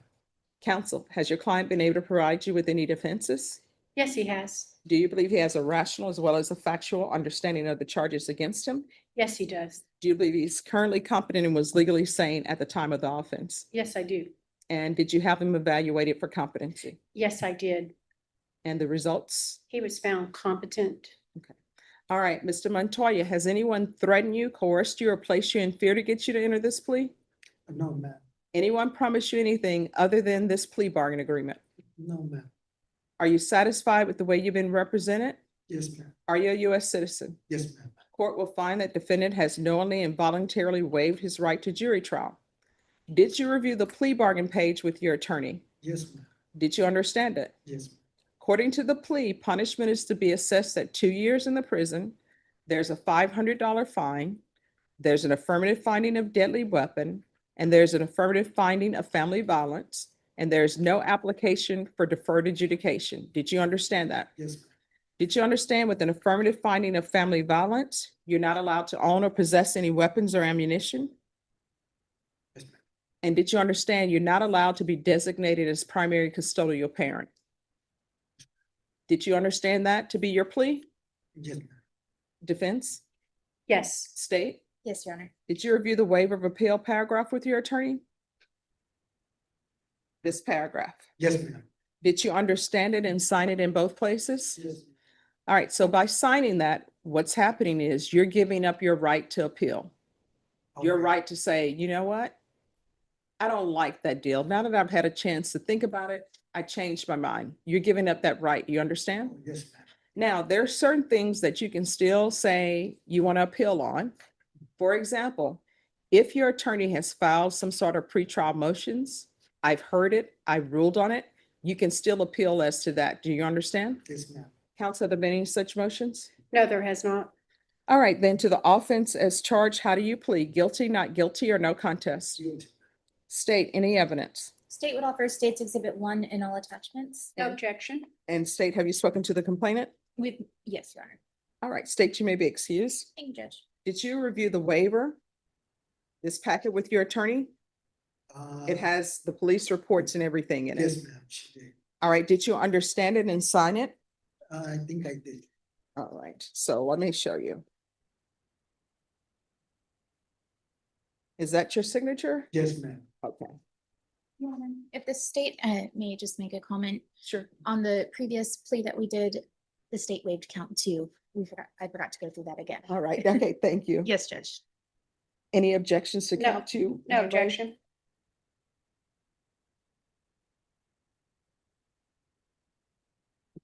All right, so again, you have a right to a jury trial. right for you or your attorney to question any witnesses the state would call and the right to remain silent. By entering into this plea, the state is going to give me evidence on this case, but that evidence is going to come from police reports and witnesses' statements. So nobody's going to come in and testify. I'm just going to read this document and see if there's enough evidence in here to find you guilty beyond a reasonable doubt. Do you understand? Court will find that defendant has knowingly and voluntarily waived and consented to stipulation of testimony and stipulations. Court will accept into evidence states exhibits 1 and attachments, and the court will review the same.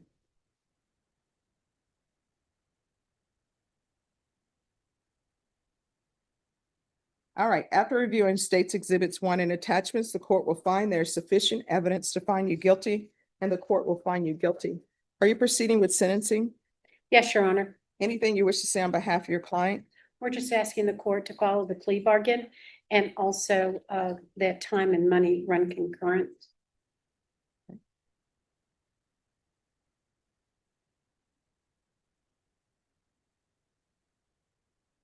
All right, so with regards to the parties involved, they appear to be all related. Yes, a brother and a sister.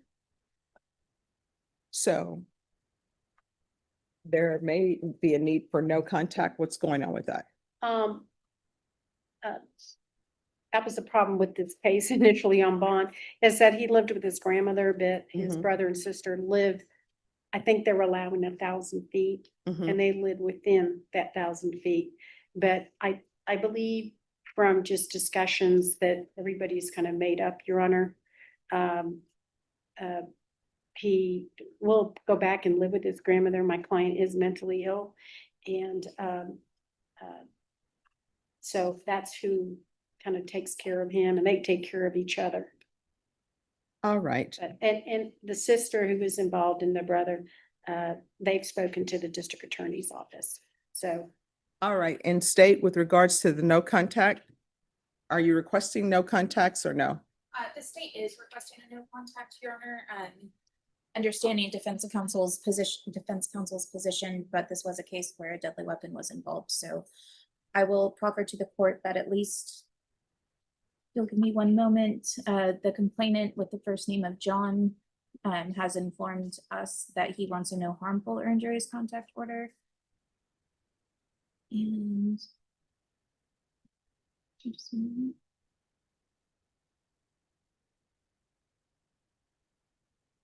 I don't have what the complainant Ramona would want, but she did recant.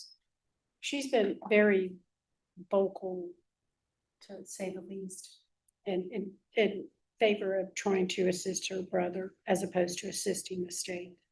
That is correct, Your Honor. And they don't have parents, so grandma is the person in their life. And I think no harmful or injurious would be appropriate. Because without him being able to go live at grandma's house, he doesn't have a place. And this case kind of proved it when we were trying to get him out on bond, and he had no place to go. And they put him in Lifetime, and he did do the program at Lifetime Recovery. We assisted him with his mental health and also assisted him with alcohol addiction. So he did complete the Lifetime Recovery program during the pendency of this case. Okay.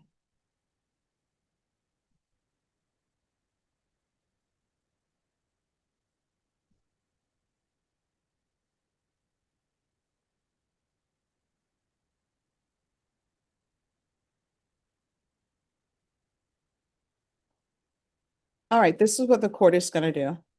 The court is going to find you guilty. There's an affirmative finding of family violence, an affirmative finding of deadly weapon. There's a $500 fine, time and money run concurrent.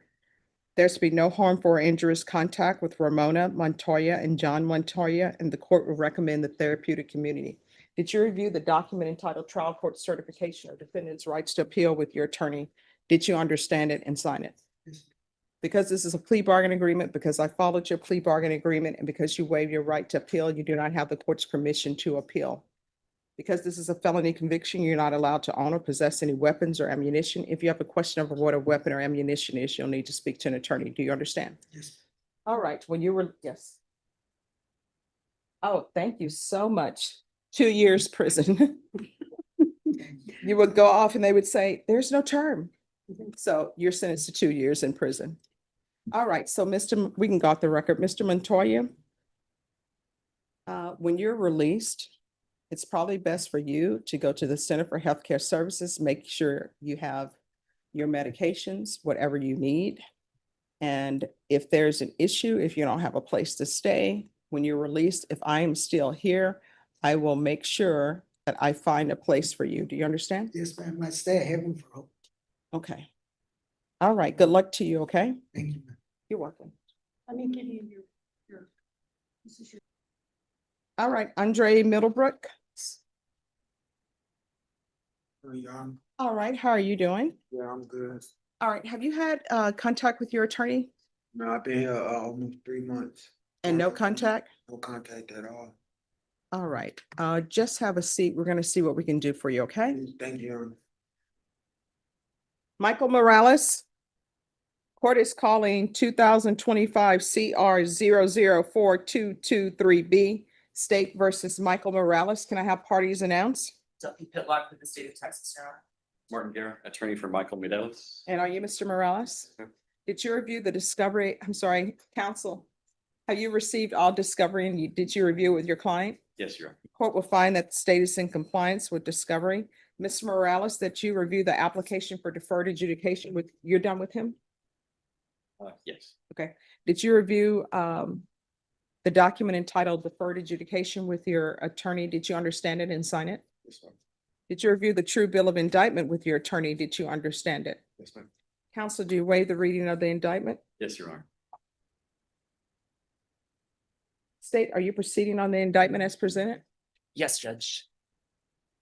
Did you review the court admonishments with your attorney? Did you understand it and sign it in all the appropriate places? Yes, ma'am.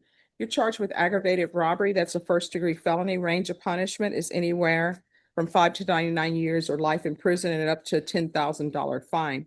If you have a plea bargain agreement with the state, the court does not have to follow your plea. If for any reason the court does not follow your plea and gives you more than you bargained for, the fact that you entered a plea will not be used against you and you will be allowed to withdraw your plea. Did you understand? Yes, ma'am. You have a right to jury trial, a right for you or your attorney to cross-examine and confront any witnesses. The state will call in the right to remain silent. Did you understand by entering this plea bargain agreement, you were giving up those rights? Yes. Did you intend to give up those rights and enter into a plea in this case, counsel? Yes, ma'am.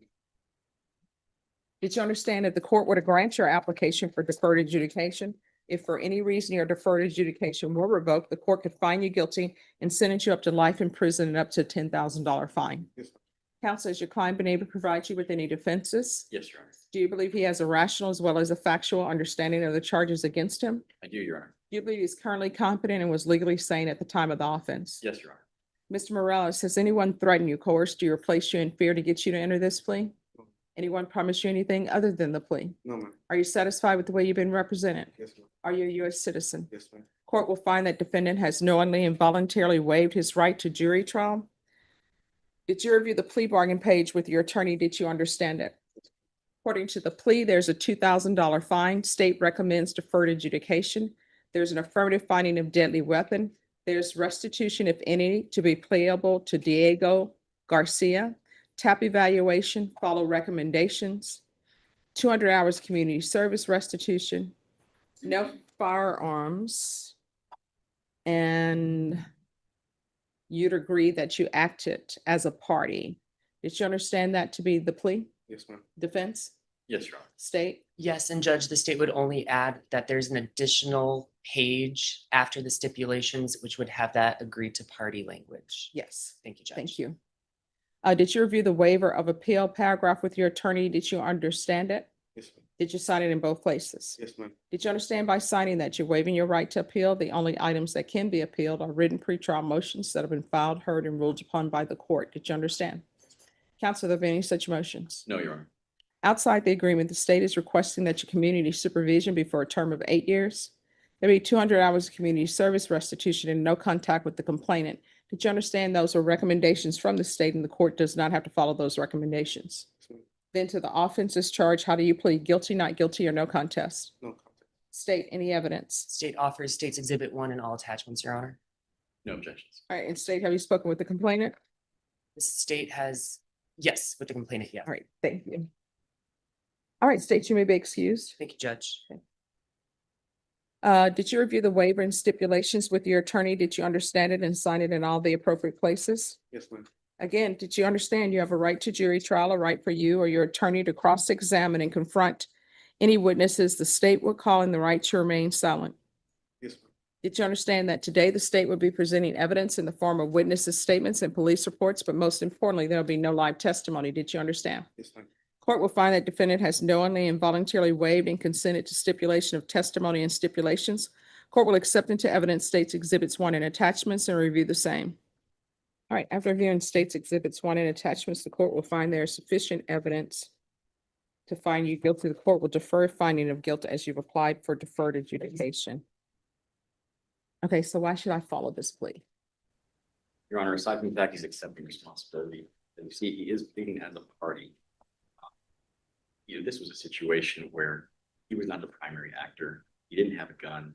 He was the driver, but what happened essentially was they all left that morning without any type of plan or agreement to commit a crime. They were just on their way to breakfast. As you can see from the state's exhibit, there was this in the background, there was this issue about who had thrown a rock at his home. When the car was stopped, that's essentially, he thought that the person that got out of the vehicle was just going to try and find out who threw the rock at his window, not realizing that that person was then going to engage in an aggravated robbery. He has told me that in that moment, he was afraid, he was scared. He knows that when he ran back with the backpack and the gun that, he should have just driven away. He knows that he should have called the police instead of driving to his home, but he was shocked, in a state of shock. And who is Elizabeth Morales? That is his wife, Your Honor. So, and how old is she? I don't know the exact age. How old is she? She's 20. All right, so why is she filming? Because Derek was saying he was going to ask him who threw the rock. So we had a police report and No, I mean, she filmed this incident. yeah, 'cause she wanted to get because Derek was saying he was going to ask him who threw the rock. So she was going to try to get evidence of him saying who threw the rock because there was a police report and an investigation on who threw the rock. So how does that translate into posting it on social media? That wasn't I'm sorry, what? That wasn't her that posted it. All right, so who did she give the video to? Because somebody had a video and then they posted it. Was that the other person? The court is going to sentence you to a $2,000 fine. I'm not going to probate the fine. I don't think this is a probate fine type of a case. 8 years deferred adjudication. There's an affirmative finding of a deadly weapon. There's to be no contact. And restitution to Diego Garcia. And do you confess and admit that you committed this offense as a party with Xavier Ivan Aguirre? Yes. And Derek Santos Lopez? There's going to be 200 hours of community service restitution. Are you employed? Not really. Do you have any children? Yes, I have a daughter. What is her age? 1. How are you supporting her and not employed? My wife is employed. All right, you need to get a job. I require everyone to have employment. Yes, I don't have a job, but I have like my old job. They're willing to have me back on probation. All right. So there's 200 hours of community service restitution. I'm going to order parenting classes. Once he completes that, the community service hours will be deemed satisfied. Proof of employment within 40 days, no employment as a home health care provider or with minors. Anger management. Regular reporting by Zoom or in person, regular random UAs. And a TAP evaluation out of custody, follow recommendations. Probation, is there anything else? Thank you. Field visits 1 time per month for 6 months. All right, did you review the document entitled Trial Court Certification of Defendant's Rights to Appeal with your attorney? Did you understand it and sign it? Because it's plea bargain agreement, because I followed your plea bargain agreement, and because you waive your right to appeal, you do not have the court's permission to appeal. Do you understand? Yes, ma'am. All right, good luck to you. All right, see everybody on Monday.